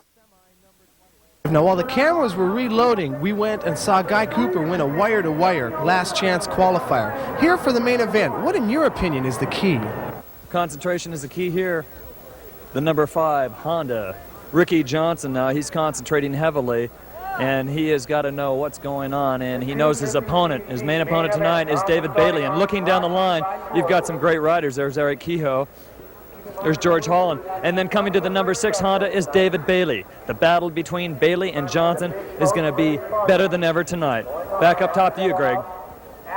Thanks, Dave, for that on-field perspective. There we look at some concentration. Jeff Ward, David Bailey, number 6. Bailey still has a chance to take the number 1 plate here in the 1986 $500,000 Nippendenso Series. There's Ricky Johnson with his helmet all the way over the bars, concentrating. Here we go. The start of the main event. It's 20 laps, and the winner of this race could very well come close to clinching the number 1 plate for the season. Whoa, we got some Kawasaki's going way on the outside. Meanwhile, up in front, it looks like Yamaha with the lead. Burnworth, it looks as though, has taken one more hole shot. Ricky Johnson was on the inside, ended up going way to the outside end of that berm. Let's see if it helps him over here in this corner. RJ will come out of turn number 3 in 3rd place. So you got Burnworth up on top, Ron Lachine in 2nd. There he is. In 3rd is Ricky Johnson, Jeff Liskin 4th, and David Bailey. Bailey, I haven't seen it all in the top 5.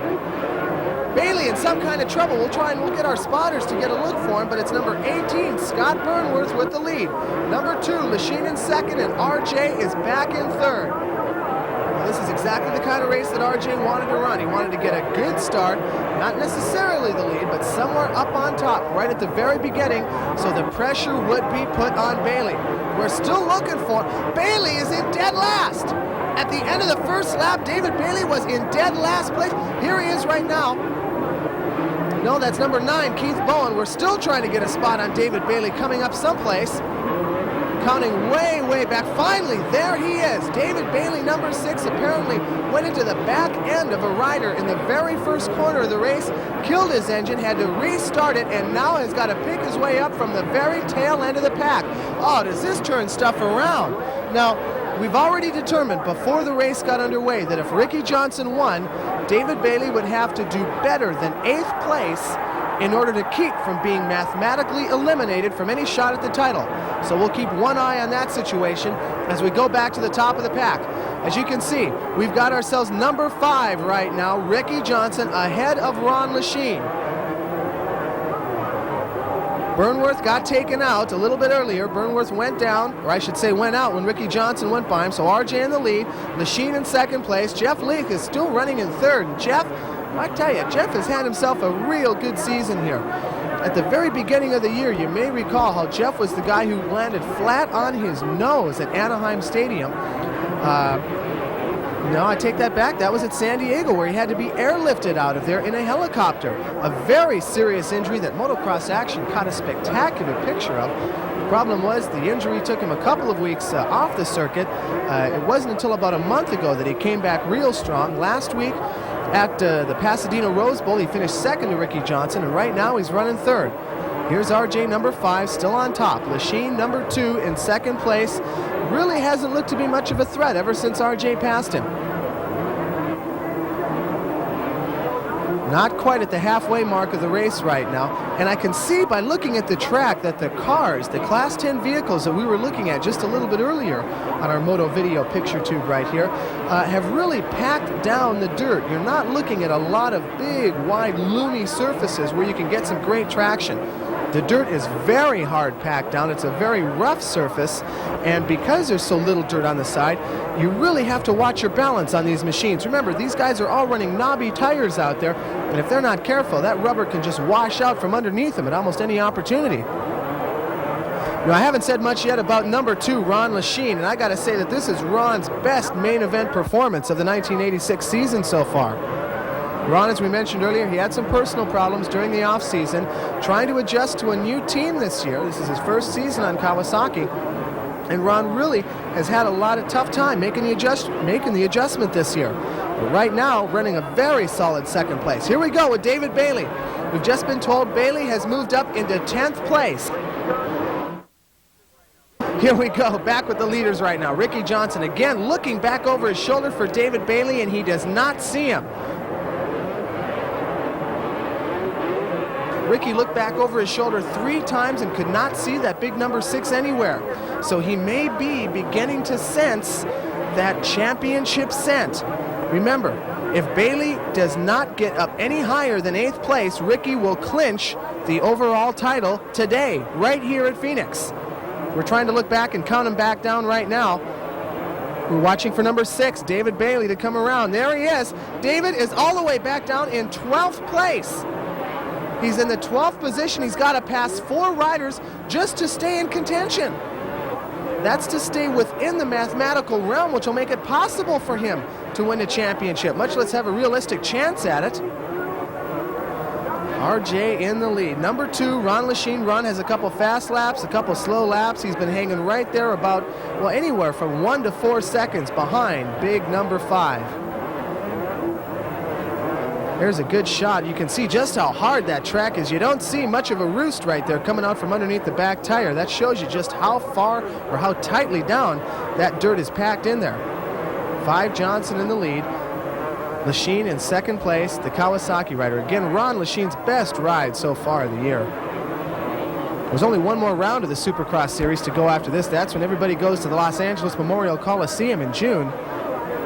Right now you can see David Bailey gets by 1 rider. That's Guy Cooper, so that puts him up into 11th place. He's still got 3 more positions to go just before he can be eliminated.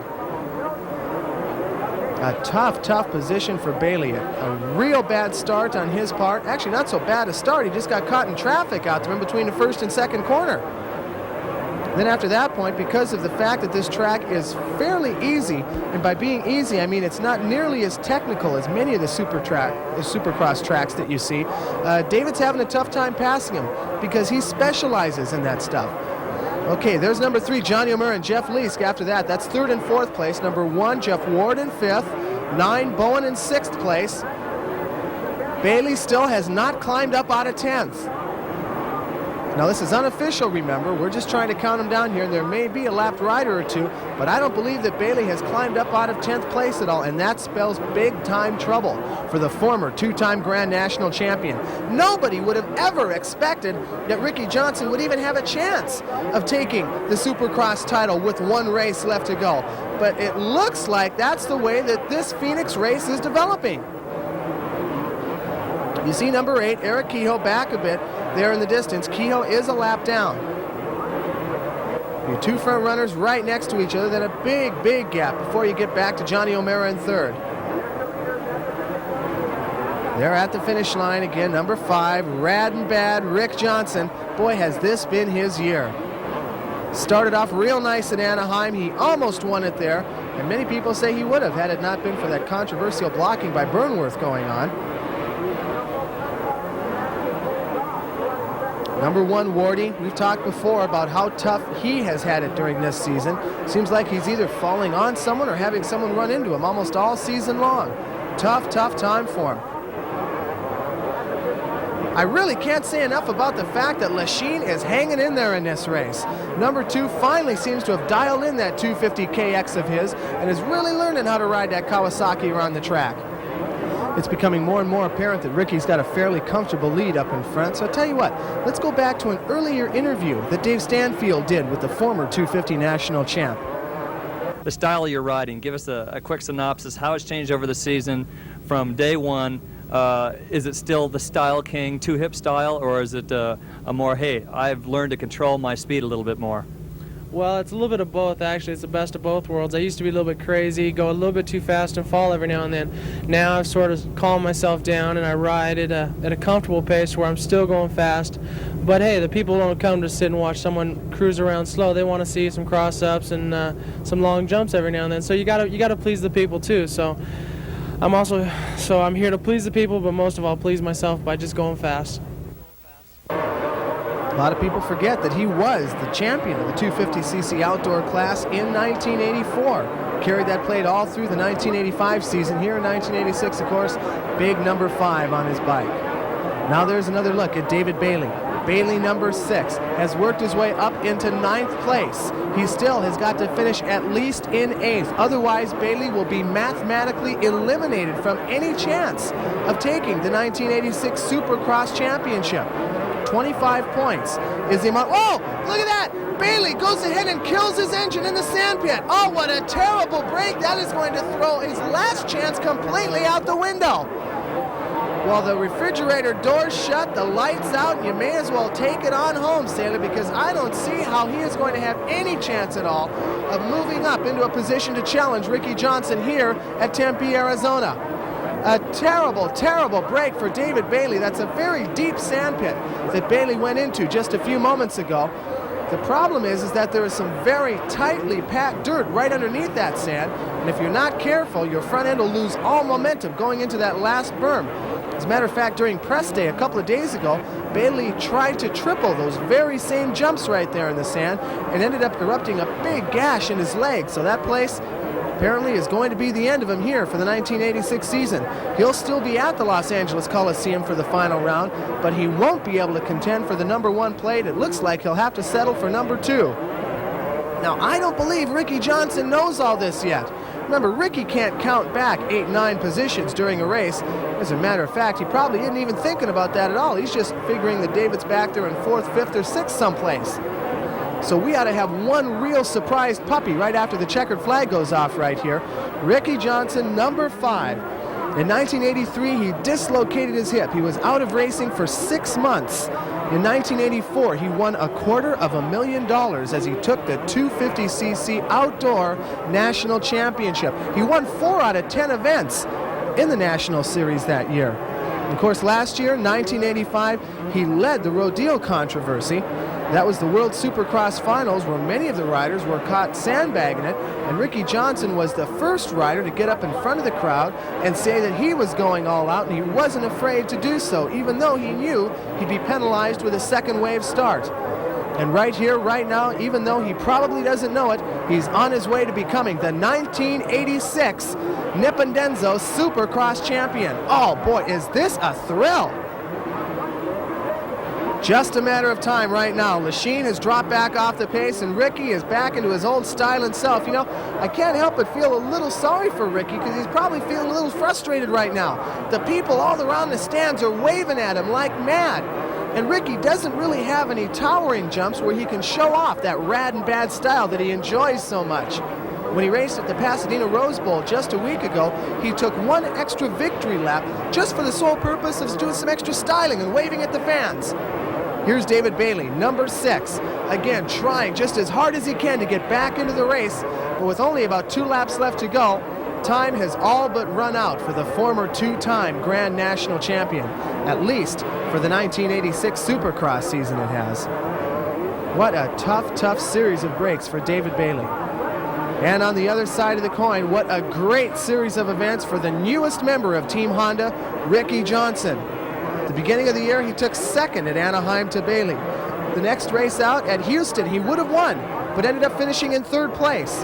Then he went down to San Diego and won for the first time ever in front of the home crowd. In Seattle, he took a 2nd to Jeff Ward and then won the very next day on Sunday. The white flag is out. 1 lap left to go before Ricky Johnson is crowned the 1986 AMA Nippondenzo Supercross champion. friends, the people in the stands are standing up and going wild right now.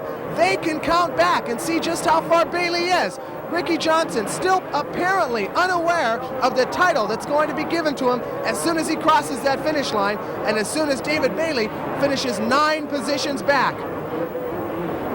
Number 2, Ron Lachine. You got to give Ronnie a lot of credit. He's had a super night out here tonight. That is his best finish, or I should say this will be his best finish when he crosses the finish line ever during the season. There's a nice little wave to the crowd from Ricky Johnson.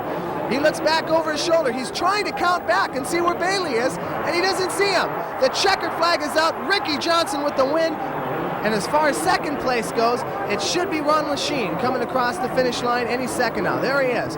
Ronnie coming over, waving at his fans, doing a one-hander. So Ricky, remember, at this point still does not realize that he has apparently won, or I should say clinched, the Supercross championship. There's Ricky waving to his fans who have been so much behind him out here at Phoenix. Phoenix has really taken a liking to RJ, and there he tosses his goggles out to him to say thanks.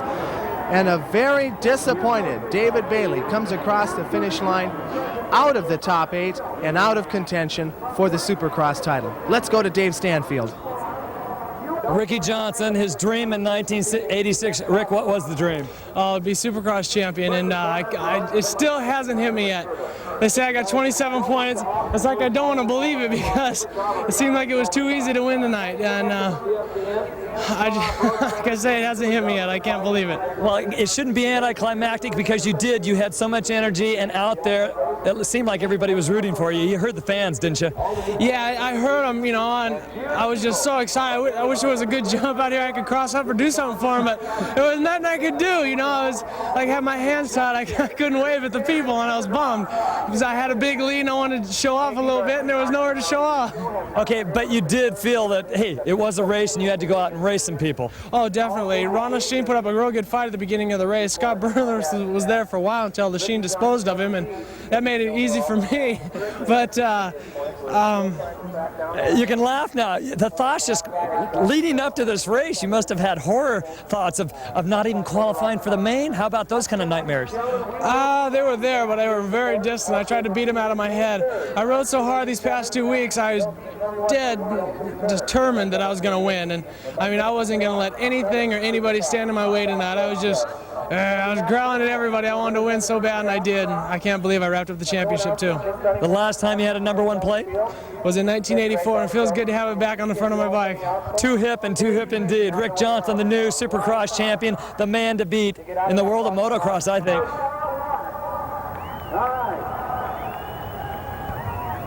Thus ends the chase for the #1 plate for the 1986 $500,000 AMA Nippondenso Supercross Series right here in Arizona.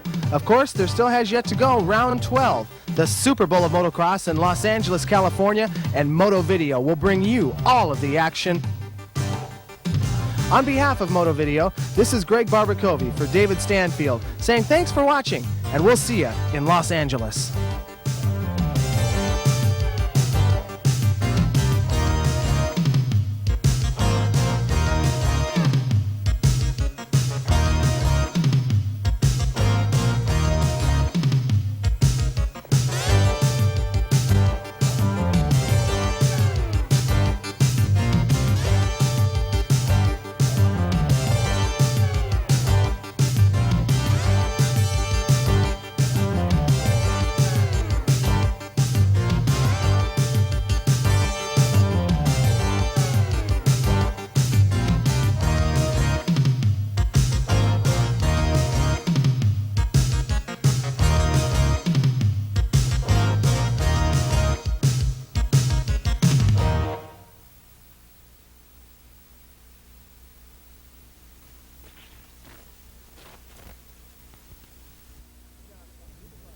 Rick Johnson, Supercross champ of 1986, and what a true Supercross superstar. In '86, Rick Johnson's wild riding style and outgoing personality took the idea of being a Supercross champion into a new dimension. I'm Larry Huffman, and that's a dimension that can only be experienced right here on Two Wheels.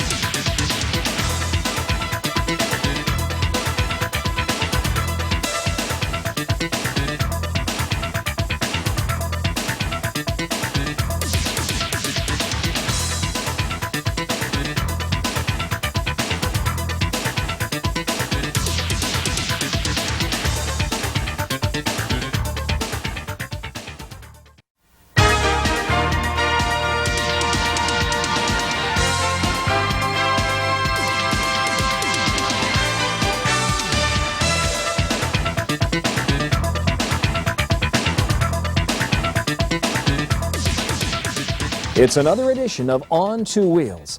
Hello everyone, I'm Larry Huffman, your tour guide back in time to help document the history of Supercross. In this show, I'd like to take you back to the 1986 Super Bowl of Motocross from Los Angeles, as David Stanfield and I bring you all the action in its original form. Now, Rick Johnson had already won the '86 Supercross Championship, but as you'll see, the racing was just as good as ever. On Two Wheels, the history of Supercross is brought to you in part by Cycle News, America's weekly motorcycle newspaper. By Moto Video Home Entertainment, the exclusive home video supplier of America's toughest race on home video, the Blackwater 100. And by your local Suzuki Pro Level RM motorcycle dealer. Suzuki, the ride you've been waiting for.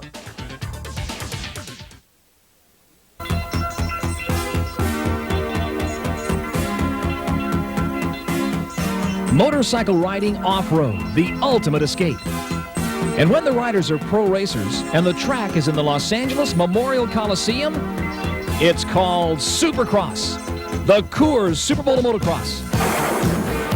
The top pro riders from across the country come to the site of the 1932 and 84 Olympics and the birthplace of the sport of Supercross to compete in the $500,000 Supercross Series at the world's biggest Supercross race. And now it's the Autolite LA Coliseum Supercross. The track is the biggest challenge here as all the factory teams and the best of the rest battle for a spot in the winner's circle. The Autolite LA Supercross is brought to you by Autolite Motorcycle Spark Plugs. Autolite, a good name to go with. And by Suzuki, man and machine working like a single moving part. Stay tuned and let's go racing. Hi, I'm Bob Hanna. I'm number 7. I'm 29 years old. I live in Sun Valley, Idaho, and I ride Team Suzuki. Hi, I'm Eric Kehoe, 21, from Granada Hills, California, riding for Team Suzuki on bike number 8. And we are set for heat number 1. The key drops, and out in front goes Eddie Warren, Team Kawasaki. Warren, number 23 from Michigan, gets the whole shot and goes out in front.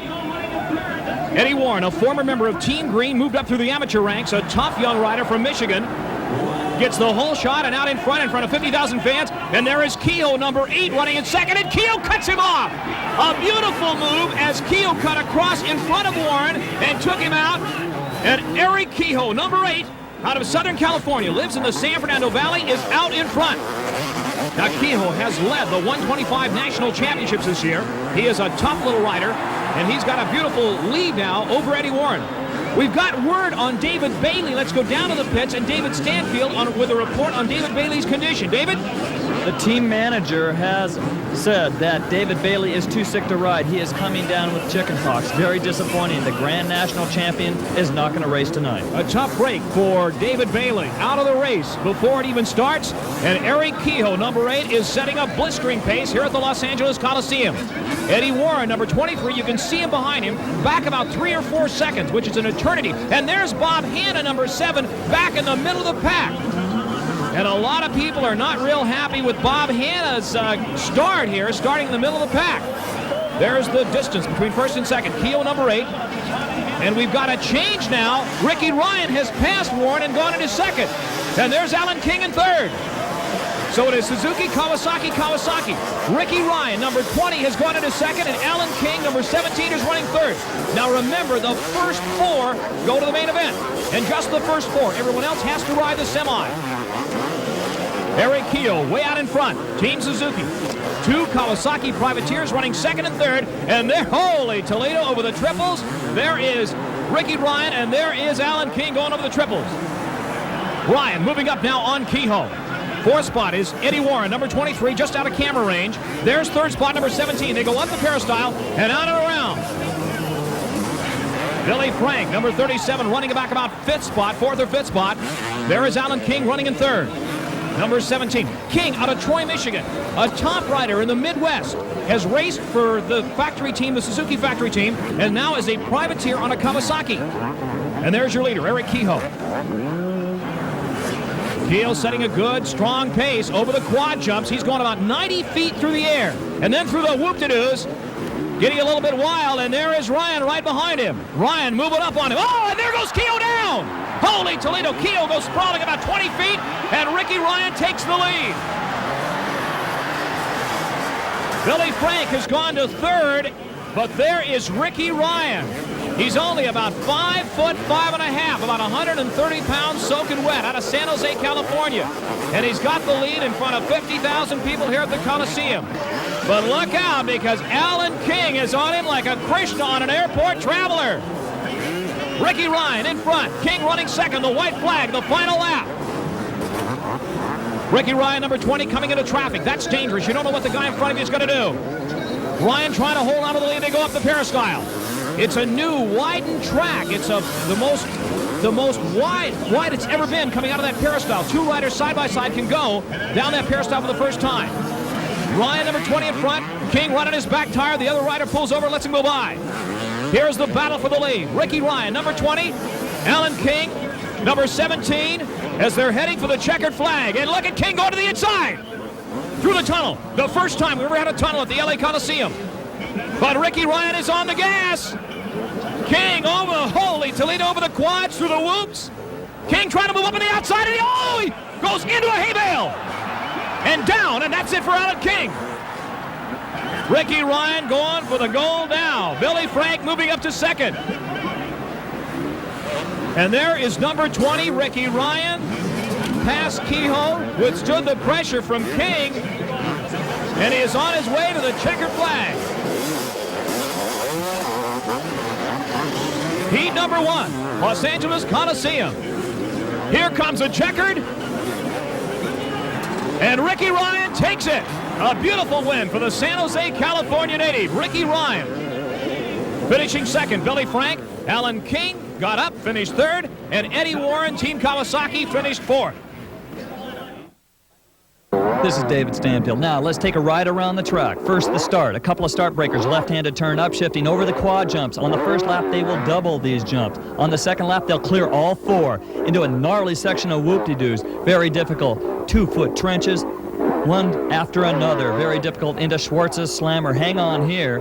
A fan-designed obstacle into the backside of the stadium. This is Hannah's Revenge. Bob Hurricane Hannah said, hey, I've got a great obstacle. It's a series of obstacles. A ledge jump there into a right-handed turn. Look at the sand. Look at the grooves. Which way do you go? Hang on tight. Get some speed, upshift here over RJ's tabletop. Rick Johnson designed that little left-handed turn there. Onto the triple jumps, high-flying triple jumps. They're going to be downshifting, braking, picking the right gear, and then gassing it over Cox's Ghastly Gorge, the finish line area, into RJ's Rad and Bad, the gnarliest whoop-de-doos of all time here. You're going to watch this tonight. Into the uphill section, the peristyle, up 70 rows outside the Coliseum now. Watch out for those concrete barriers out through the peristyle again. Now 85 feet down to the Coliseum floor. A quick right-handed turn after that jump. And they're going to head towards Brock's Bad News. Brock Glover designed that. And another left-handed turn and into some more whoop-de-doos. And underneath the tunnel and onto the start straight one more time. Jim Hollywood Holly, one of the most popular riders in Supercross today. And there is heat number 2 underway. And getting the whole shot, a first-year rider for Team Honda, Mickey Diamond. It is Diamond in front, Holly running second, Holland and Lachine battling for third. Mickey Diamond, formerly with Team Husqvarna, now with Team Honda, out in front. Jim Holly, number 12 in second, and Lachine is right on the back tire of Holly. Mickey Diamond and his tuner, Chris Haynes, who's tuned for more world champions than any mechanic in racing today. A savvy guy who's been around the racing scene for a long time and giving Diamond a lot of input. Whoa, over the triples, and Diamond looks good. But Lachine now has gone to second. Ronnie Lachine in second spot and closing on Diamond. Holly running third. They go up the uphill, the peristyle. Starting now to deteriorate. The track a little bit rough on the uphill. Diamond flies off it and down to the bottom. It's wide enough for only 2, but so far we've just seen one rider come off that peristyle. Mickey Diamond in front, but Ronnie Lachine is on him like Russian radiation in second, not letting it pull away. Holly in third, Holland in fourth.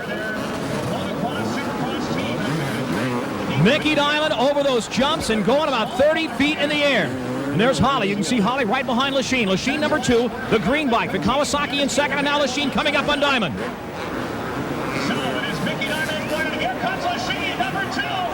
Mickey Diamond, 43 on the, and Lachine almost goes down.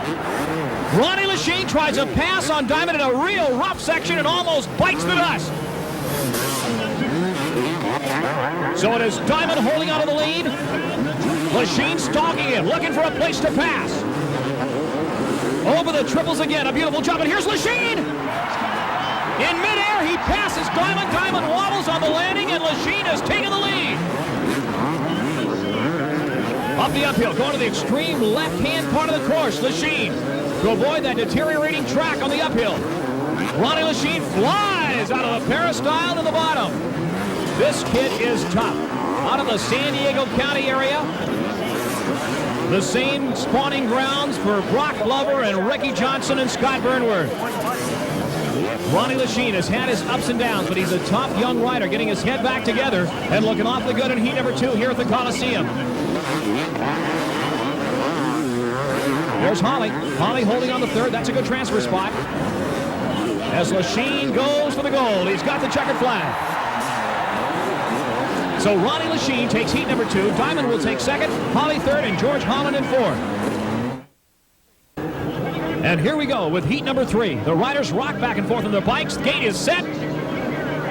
It's down. And out in front, a beautiful start for Jeff Ward. It is Wardy on the Kawasaki in front. Looking awfully good. Here's Bowen on the inside trying to go to second, and he's got second. So the stage is set for heat number 3. Jeff Ward in front, Keith Bowen running in second, Billy Lyles in third, and that looks like Russ Wageman running in fourth. Whoa, Ward takes an extremely difficult line, the same line that Lachine took earlier around that turn, but he stays out in front.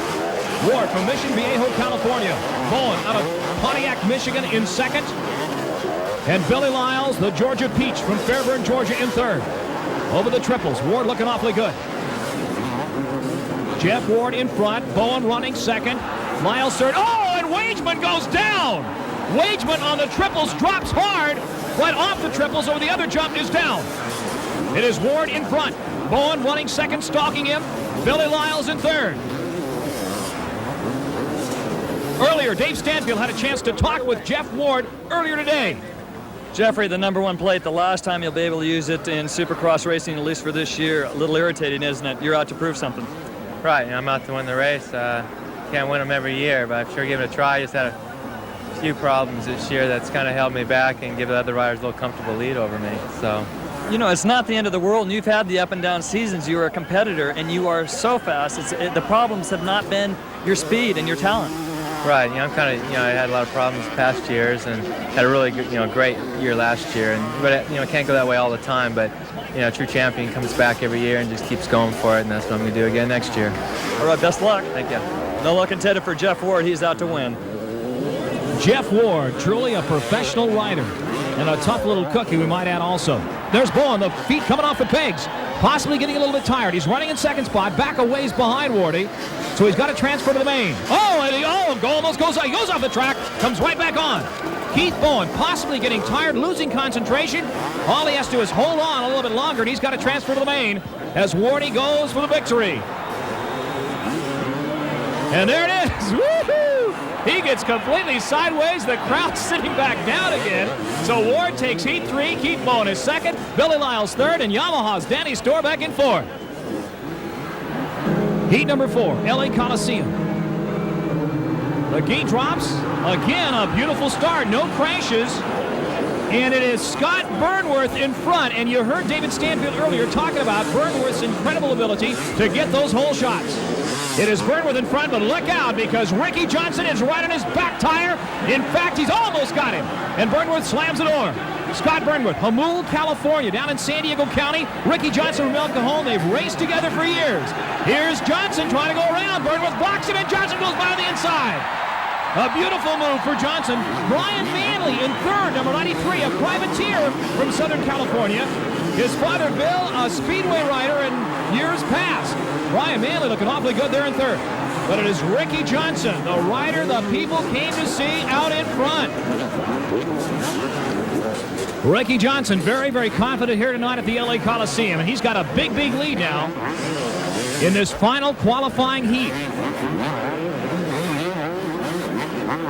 Yellow flag indicating a rider has gone down in front of Johnson. Now, they can pass under the yellow. Unlike IndyCar racing, they've just got to watch out for the fallen rider. Ricky Johnson all alone in front, going to the peristyle.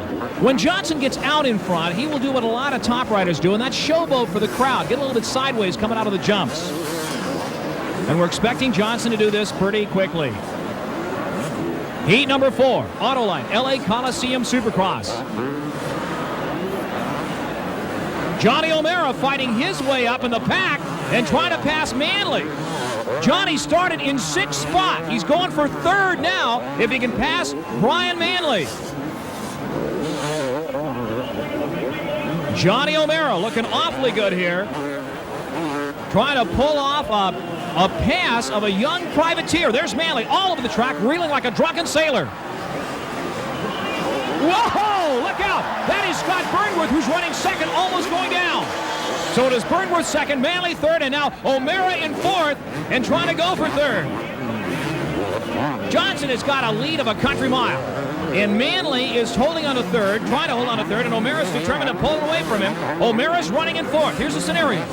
Burnworth in 2nd, Manley 3rd, and O'Mara in the bump spot. He's going to try to pass Manley. They land hard. And here he goes in midair. Oh! Holy Toledo, that's got to jar his ancestors, but it worked. And Johnny O'Mara has passed Bill Manley, or Brian Manley, rather. Up the uphill. Johnny O'Mara is running in 3rd spot now, chasing Scott Burnworth. He rips the tear-off off, and he comes off the peristyle jump.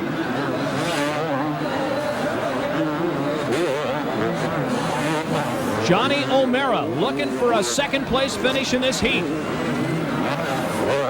It is number 5, Ricky Johnson in front. There's a pass earlier. Or an attempted pass by Johnny O'Mara. Here he comes up now, and he passes in midair.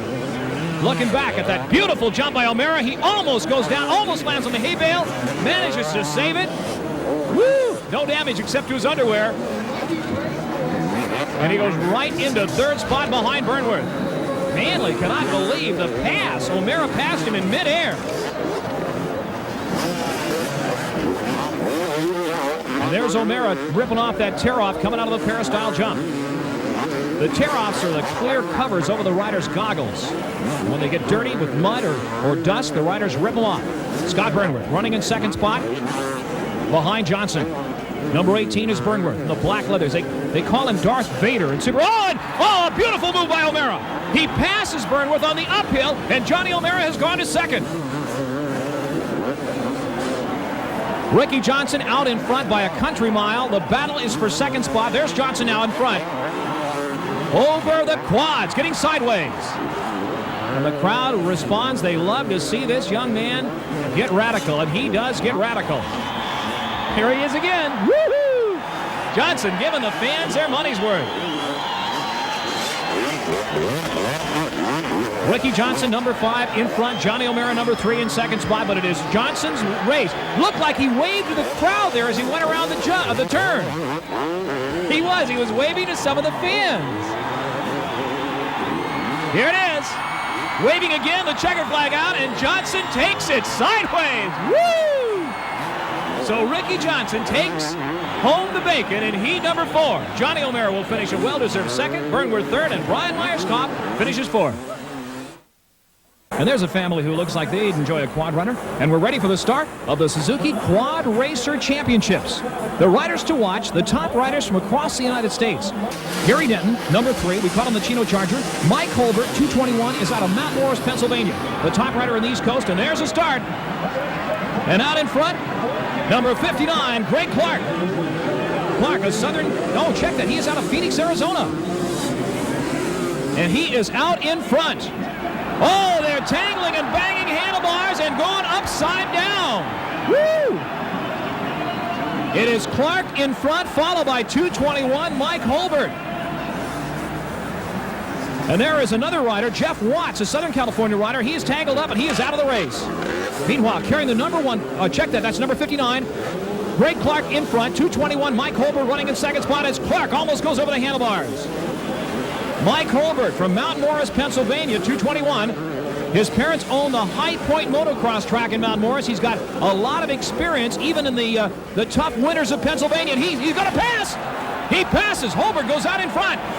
Mike Holbert, the quad god who won both the Pontiac Supercross quad races both nights, is out in front. So it is Holbert in front. Greg Clark running second, and Gary Denton moving up through the pack. 250cc liquid cool rocket chips, fully suspended disc brakes. The Suzuki quad racers are an absolute ball to ride. Holbert looking like he's in complete control. Over the jumps. No! Holbert goes over and down hard. So Holbert bites the dust. And Gary Denton has gone into second spot. Denton, a former Supercross, CMC Supercross champion. And there is Clark. Balks at one of the jumps, and Denton goes by him. So Gary Denton goes out in front and heading for the checkered flag in this Quad Racer Championship, sponsored by Suzuki here at the LA Coliseum. Denton, he's got the checker, he's got the gold. Going for a $4,000 purse, and Gary Denton wins it. Denton takes the victory. Greg Clark is second, and Mike Sharinga is third. There is Eric Kehoe right in the center. Bob Hanna's in this race. Jeff Frizz, Russ Wageman, and it is Frizz getting the whole shot. Jeff Frizz definitely not on the Frizz, gets out in front. Russ Wageman looks like he is running in second spot. It is Frizz and Wageman. Wageman trying to go by on the inside, and Wageman's got the lead. Russ Wageman, Yamaha mounted, another Southern California lad, out in front. Jeff Frizz running in second. Eric Kehoe is third. And Bob Hurricane Hanna is running in fourth. Russ Wageman, we went to Japan with him a couple of years ago for the Kyoto Supercross. A young, tough rider from Southern California. Real broad shoulders, about 5'8". Lives, breathes, and loves Supercross. Oh! He lands hard, real hard, and takes a hard shot to the groin. And it looks like Russ Wageman is out, and I don't blame him a bit. He landed hard. That will put Jeff Frizz, number 41, out in front. Frizz around the peristyle. Looks like Kehoe has gone to second. Jeff Frizz comes down the peristyle, lands hard, but not as hard as Wageman a moment ago. And there is Kehoe. You can see him coming up on the outside. Jeff Frizz, 41, Kehoe, number 8. And Bob Hurricane Hanna is right behind Kehoe. Oh, and there goes Frizz. He is over the hay bales, and Kehoe goes into the lead. So Jeff Frizz, a momentary lapse of concentration, puts him into the hay bales, and Eric Kehoe, Team Suzuki, is out in front. It is Eric Kehoe around the peristyle and running second, none other than Bob Hurricane Hanna. Kehoe and Hanna, 1 and 2 for Team Suzuki. Here comes Hanna through traffic. Number 7, Bob Hurricane Hanna, the winningest rider in American motorsports history. Nobody has won more races, any type of races, than Bob Hurricane Hanna. But he's 29, and the question is, how long can he keep going? And right now, number 15, Tacoma, Washington's Eric Eaton is right behind Hanna. Bob Hanna coming up to the jump. He holds his hand up. David Stanfield, what was Hanna doing? Hanna said earlier he will not attempt the quads. He will go over them 2 at a time. He will double them, and then he goes off course. Hanna goes off the track and crashes. Eric Eaton goes into second. Bob Hurricane Hanna, he said he would not go over the quads, and he went off the track. A tough break for the Hurricane. That will put Eric Eaton into second. And remember, the first 2 go to the main event. The rest have got to go to the last chance qualifier. Hanna limps back into the action, and here is Eric Kehoe out in front, the checkered flag. So Kehoe takes the victory. Eric Eaton is second, and Hanna will have to ride the last chance qualifier. Let's take another look back at the Hanna get-off. He goes to the outside of the whoops. The bike getting out of control. He gets sideways, tries to save it, and goes into a hay bale and is thrown over the bar. Hanna goes down hard. He tries to get up. Still trying to get back in the action, but no, Hanna is out. He'll have to ride the last chance qualifier. We go to semi number 2. It is Brian Manley. Out in front, Jeff Lease, the Australian champion, in second spot. Manley, number 93, in front. Jeff Lease, who crashed so hard at the Anaheim race earlier this year, broke his jaw, was out for a couple of months, is running second. So Manley gets rammed by Lease, but he holds on. Brian Manley, number 93, the son of Bill Manley, Speedway star a few years back, out in front. Jeff Lease, Australian Supercross champion, who opted to come to this country and race in the American races to pick up experience, is running second. And there's a checkered flag. And Brian Manley wins semi number 2. Jeff Lease, the Australian, is second. Out in front, it looks like Mike Beyer of Orange, California, number 34, and Jeff Hicks right next to him, number 21. Hicks, originally from Atwater, Ohio, now living in El Toro, California. And they are handlebar to handlebar. And the question is, where's Bob Hurricane Hanna? Dave Stanfield, how long has it been since Hanna's had to ride a last chance qualifier? It's been years. Right now he's in 4th place, and he's being pressured. Mike Beyer, Orange, California, on the Yamaha Privateer, followed by number 21, Jeff Hicks. And they are going at it in this last chance qualifier, and only the winner goes to the main event. Mike Beyer going for air, opening up a lead now over Hicks. Can Hicks catch him? Hicks looks like Hanna, built about the same, even talks like Hanna. We were in Winnipeg last year with Hicks for the Arena Cross. He's got the same dry Hanna sense of humor. We're going to find out right now, Dave Stanfield, if he's got the same drive that Hanna's got, if he can pull off a win here. Oh, he sure does. Again, these are the guys that did not qualify in their heat races or the semifinals, their last chance. And there is Bob Hanna running back about 5th spot at this point. Bob Hurricane Hanna is going to have to pull off a miracle if he's going to go to the main event. Meanwhile, Mike Beyer in front of the white Yamaha. Jeff Hicks in 2nd spot on the Honda. Human pogo sticks over the jumps, now through the whoops. Beyer and Hicks, the back wheel. Oh, and Hicks almost goes down. He saves that one, but gives Beyer some breathing room, and it's only an 8-lap race. Mike Beyer and Jeff Hicks going at it for the last chance qualifier. Their battle is pulling them away from the rest of the pack. Now, Hicks gets on the gas and goes by. Unbelievable. Dave Stanfield, did you see that pass? Squared it off. Inside, took a great inside line. Byers, I believe, just missed it. Mike Beyer in 2nd spot now as they go about 20, 25 feet in the air. Hicks and Beyer. Number 21, Hicks, is your leader. And again, just the winner goes to the main. Here comes Beyer on the inside. Hicks almost goes down. Holy Toledo. What a battle between Jeff Hicks, number 21, and Mike Beyer, number 34. Beyer is on his back tire. He is on him like Russian radiation. And Hicks is riding like Charlie Manson. I don't believe this guy. He's all over the track. Jeff Hicks, 21, Beyer to the inside, cuts him off, and Beyer takes the lead. And Hicks tries to take it back and doesn't. They go through the tunnel. Beyer drives him up against the tunnel. Mike Beyer in front, Hicks running in 2nd spot.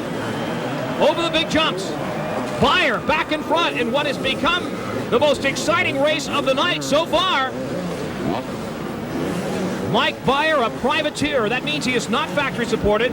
He drives to the races himself, pays all his own expenses. A lot of the privateers do their own wrenching on the bikes.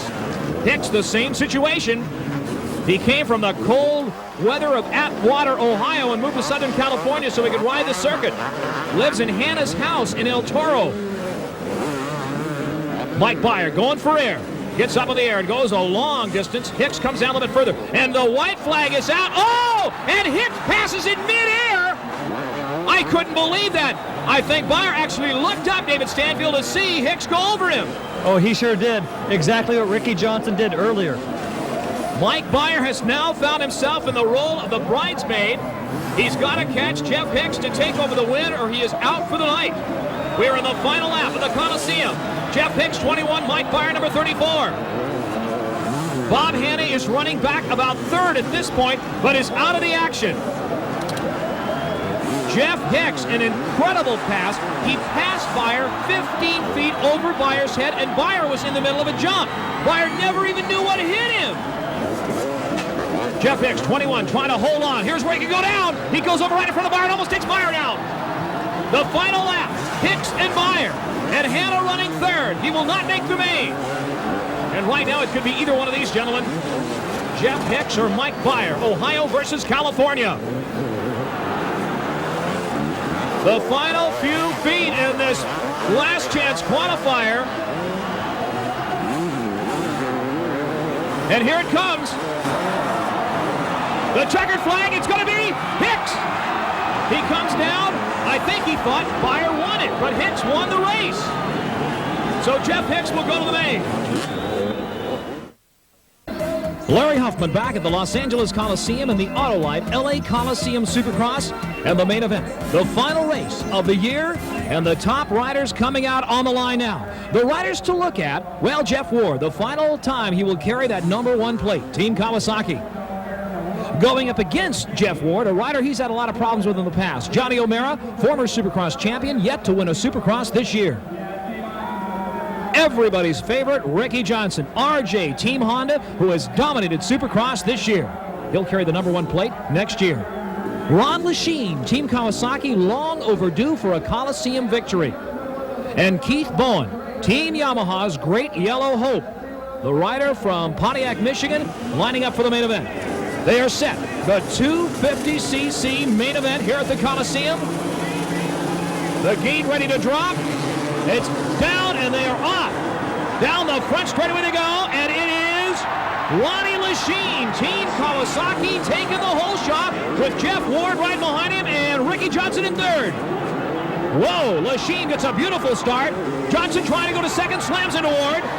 It is Lechien out in front, and is he going to win his first Supercross of the year? Jeff Ward goes back into second. Johnson had it for a moment, and Jeff Ward took it back. There's a shot of Ron Lechien, your leader.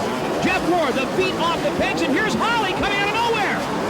Jim Holly, number 12 out of Northridge, California, has gone into third spot ahead of Ricky Johnson. And this is shocking about 50,000 people here at the Coliseum. Jim Holly has gone to third. Lechien, Ward, Holly, and Johnson. Kawasaki, Yamaha, and Honda. Ron Lechien out in front, David Stanfield down on the field. Any surprises here? One surprise, Ricky Johnson rode so hard in his first heat race so he could get the pole position or his pick on the line. He did that, but he got a slow start. He did indeed. And Ron Lechien did not get a slow start. He is out in front. 20 laps, remember, 20 laps for the main event, the 250 main event. And there's a shot at the human pogo sticks flying over the jumps, and look at the height they get. Here comes Johnson back up again next to Holly. He's going to try to take Holly out on the inside. He has got him, and Holly takes it back, and Johnson takes it back. And Johnson comes out on top of that little fray, and Holly goes back in front. Holy Toledo, and Johnson muscles his way by it. It is a knockdown, drag-out brawl between Ricky Johnson and Jim Holly. They're just battling for third. It has been said, and maybe David Stanfield can hear me down the field, there's nothing more exciting in Supercross to watch Ricky Johnson come up through the pack. David? He is a master through the whoops, and he has that throttle wide open. He'll sit way back on his back. He's got a lot of strength. He used to weigh 160, then he went to 170. Now he's 180 pounds of muscle. Almost going down. That was 180 pounds of muscle, almost going on the ground right there. Here's Ward taking a wide line, trying to get around Lechien. They come over the top of the peristyle, and down to the bottom, it's still Lechien in front. Lechien and Ward, two supremely conditioned athletes. They are able to run 6-minute miles, 5-6 miles at a time. Tremendous upper body strength. And Ward hammers at Lechien now. They are on the same team, but there is ask no quarter and give no quarter. Getting a little bit wild there on the whoops. Lechien holding on in front. Now Johnson looking good in third spot. David Stanfield, what's the story with Johnson? Johnson is so strong during the whoops, and he's got another advantage. I think he is really fast up going through the peristyle there. He is making up so much time. Ronnie Lechien out in front. Ward right on his back tire. Ward trying to go to the inside. Lechien slams the screen door in his face. Johnson in third, looking for a place to pass. 1, 2, 3. Lechien, Ward, and Johnson. The crowd getting excited. Holly sitting in fourth. Here goes Johnson. Not quite. He goes again, and he almost passes Ward, almost runs into Ward and gets by him. So it is Johnson into second, hopscotching all over the track, going through the whoops. Lechien, Johnson, and Ward, and Lechien is very difficult to pass, David Stanfield. Lechien is very tough, and Johnson knows that. They've had battles in the past. They've rammed one another. They are a great duel. It's more like roller derby out there right now. Or roller ball, I'm not sure, one or the other. Ronnie Lechien, number 2, out of El Cajon, California. Ricky Johnson, also from El Cajon, in second spot. And Jeff Ward of Mission Viejo sitting in third. Johnson is stalking Lechien now. They come up to the jumps, to the whoops. Oh, Lechien comes over and almost runs into Johnson and almost takes him out, and Johnson has got to be mad about that. Johnson goes by. A beautiful move. Lechien let off the throttle for just a moment, and Johnson went by him. So Ricky Johnson has taken over the lead here in the Super Bowl of motocross at the Los Angeles Coliseum. It is Johnson, Lechien, number 2, and Lechien is not letting up a bit. He goes back in front for a moment. He's back in front, and Johnson takes it back from him. Johnson runs into Lechien. What a battle between Lechien and Johnson right now is out in front. Ward up in the air, 15, 20 feet in the air with the jumps. Holly moving up. That is O'Mara now, has gone to 4th. Johnny O'Mara, number 3, is into 4th spot. It is Johnson in front. Then Lechien, number 2, then Ward, number 1, and Johnny O'Mara in 4th spot. Meanwhile, back in, here's another look back at the battle with Johnson and Ward earlier. A mid-air pass. RJ just sneaks right underneath Jeff Ward. It surprised him, and Ward gets a little bobbly there. RJ throttles it through the whoops. He did not expect him to go by at that point. Here again, the battle, the pass of Johnson and Lechien. Look at Lechien come over and almost take out Johnson. That's dangerous, Dave Stanfield. Within a 1.5 feet in the air and within 1 inch on the rear tire, and Johnson would have been on his head. He would have been right up in the cheap seats. And there he goes by Lechien. That's a mark of a champion. He did not let that throw him off. He got right back on the gas and passed Lechien where Lechien wasn't expecting it. Okay, now Johnson, look at the lead Johnson has over 2nd place. Now he'll start styling it over the jumps. He responds to the crowd. He can hear the crowd cheering him on. Meanwhile, the battle for 2nd as O'Mara starts putting the pressure on Ward. Ward number 1 on the Kawasaki, O'Mara number 3 on the red Honda, the blood red Honda. And here's O'Mara on the outside, Ward on the inside. Ward stalls for just a second.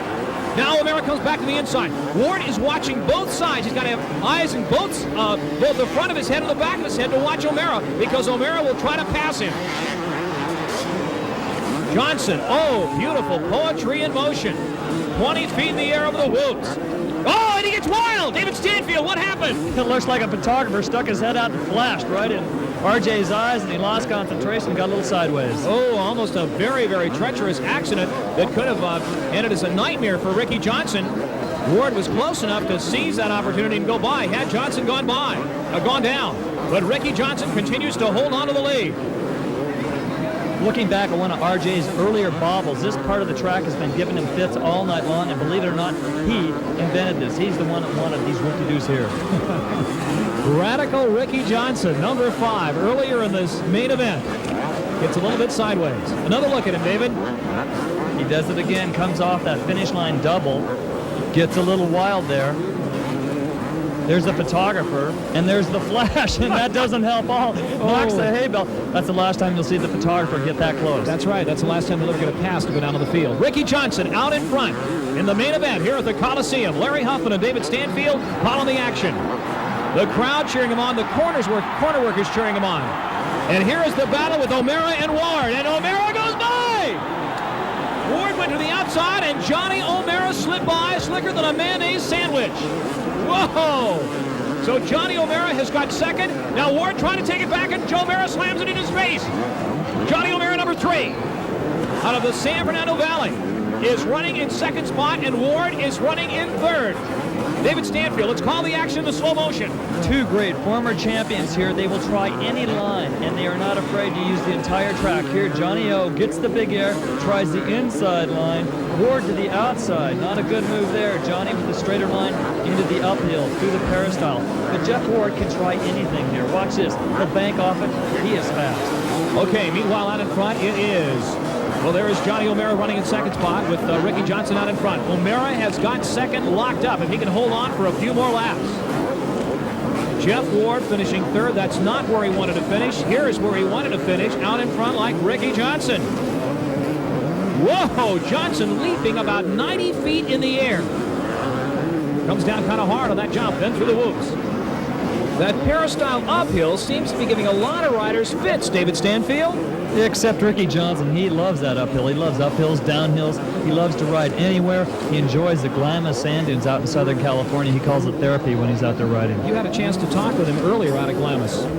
The big bike you're riding today, you've wrapped up both the Supercross title and the Outdoor 250 title. Now it's time to get serious on the 500, and this is a real good place to practice. Oh yeah, it's not so much a good training ground, but it's a good place to get the feel of the bike, know what it's like to fly the thing, because it's a little bit heavier.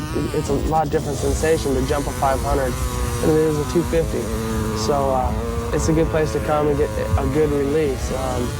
It's not so much hard training, but you have a lot of fun, and also you get down to the fundamentals of riding.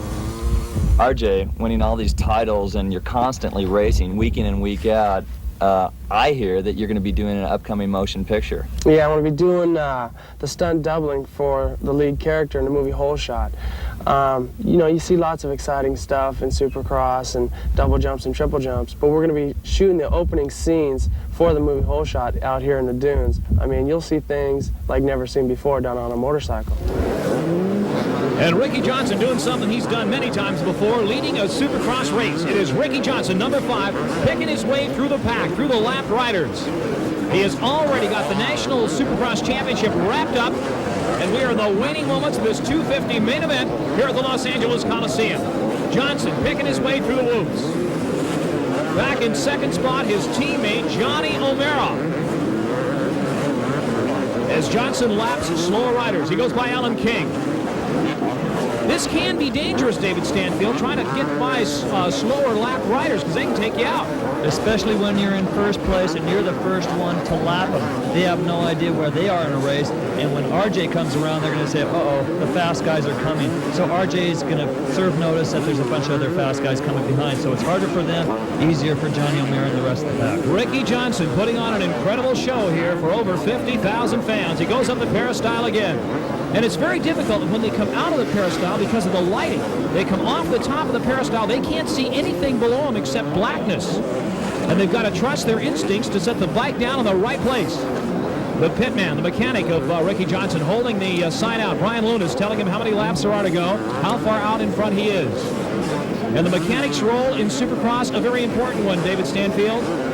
Brian Lunas has trained some of the biggest and the best. Donnie Holshot Hansen, 4 years with Bob Hurricane Hanna, and now he's got the champ himself, Ricky Johnson. Ricky Johnson setting an incredible pace, a big lead. He has got nobody behind him, nothing but clear air behind him as he heads again into that peristyle area, or just a few moments into the peristyle area. The final waning moments. Johnny O'Mara running in second spot, back quite a ways. In third spot, that is Jeff Ward, Ron Lachine, Jim Hollywood Holly is holding on to fifth spot at this point. Scotty Burnworth in sixth, Mickey Diamond in seventh.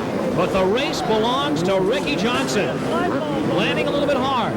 As we said earlier, he goes over these jumps, he'll get sideways and style it a little bit for the crowd. And he hears the crowd, he'll react to them. Meanwhile, Jeff Ward back in third spot at this point in the race, holding on to third. Just lapped Alan King, number 17. Ricky Johnson coming up now on Scott Burnworth, number 8. He will have lapped, to check that, that's Eric Kehoe, number 8. He will have lapped virtually 3/4 of the field at this rate. Eddie Warren right in front of him, number 23. The problem here is if he runs into a slower rider, Larry, any kind of bobble, like right there, he just got cut off. He could go down really hard, really quickly by a slower rider. And we've seen that happen several times before when a rider comes up or a slower rider does not expect him. As we saw earlier with that Mike Byer-Jeff Hicks battle, you don't expect a rider to come flying over your head. And Johnson will. And there's the checkered flag. And Ricky Johnson takes it one-handed over the jump. And the crowd standing and cheering. Ricky Johnson, Team Honda, has won both the Coliseum Supercross and the Supercross Championship.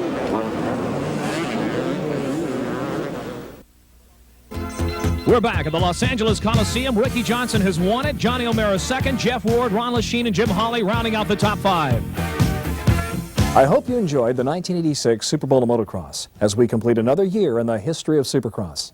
I'm Larry Huffman. Join me next time to go racing one more time on 2 wheels.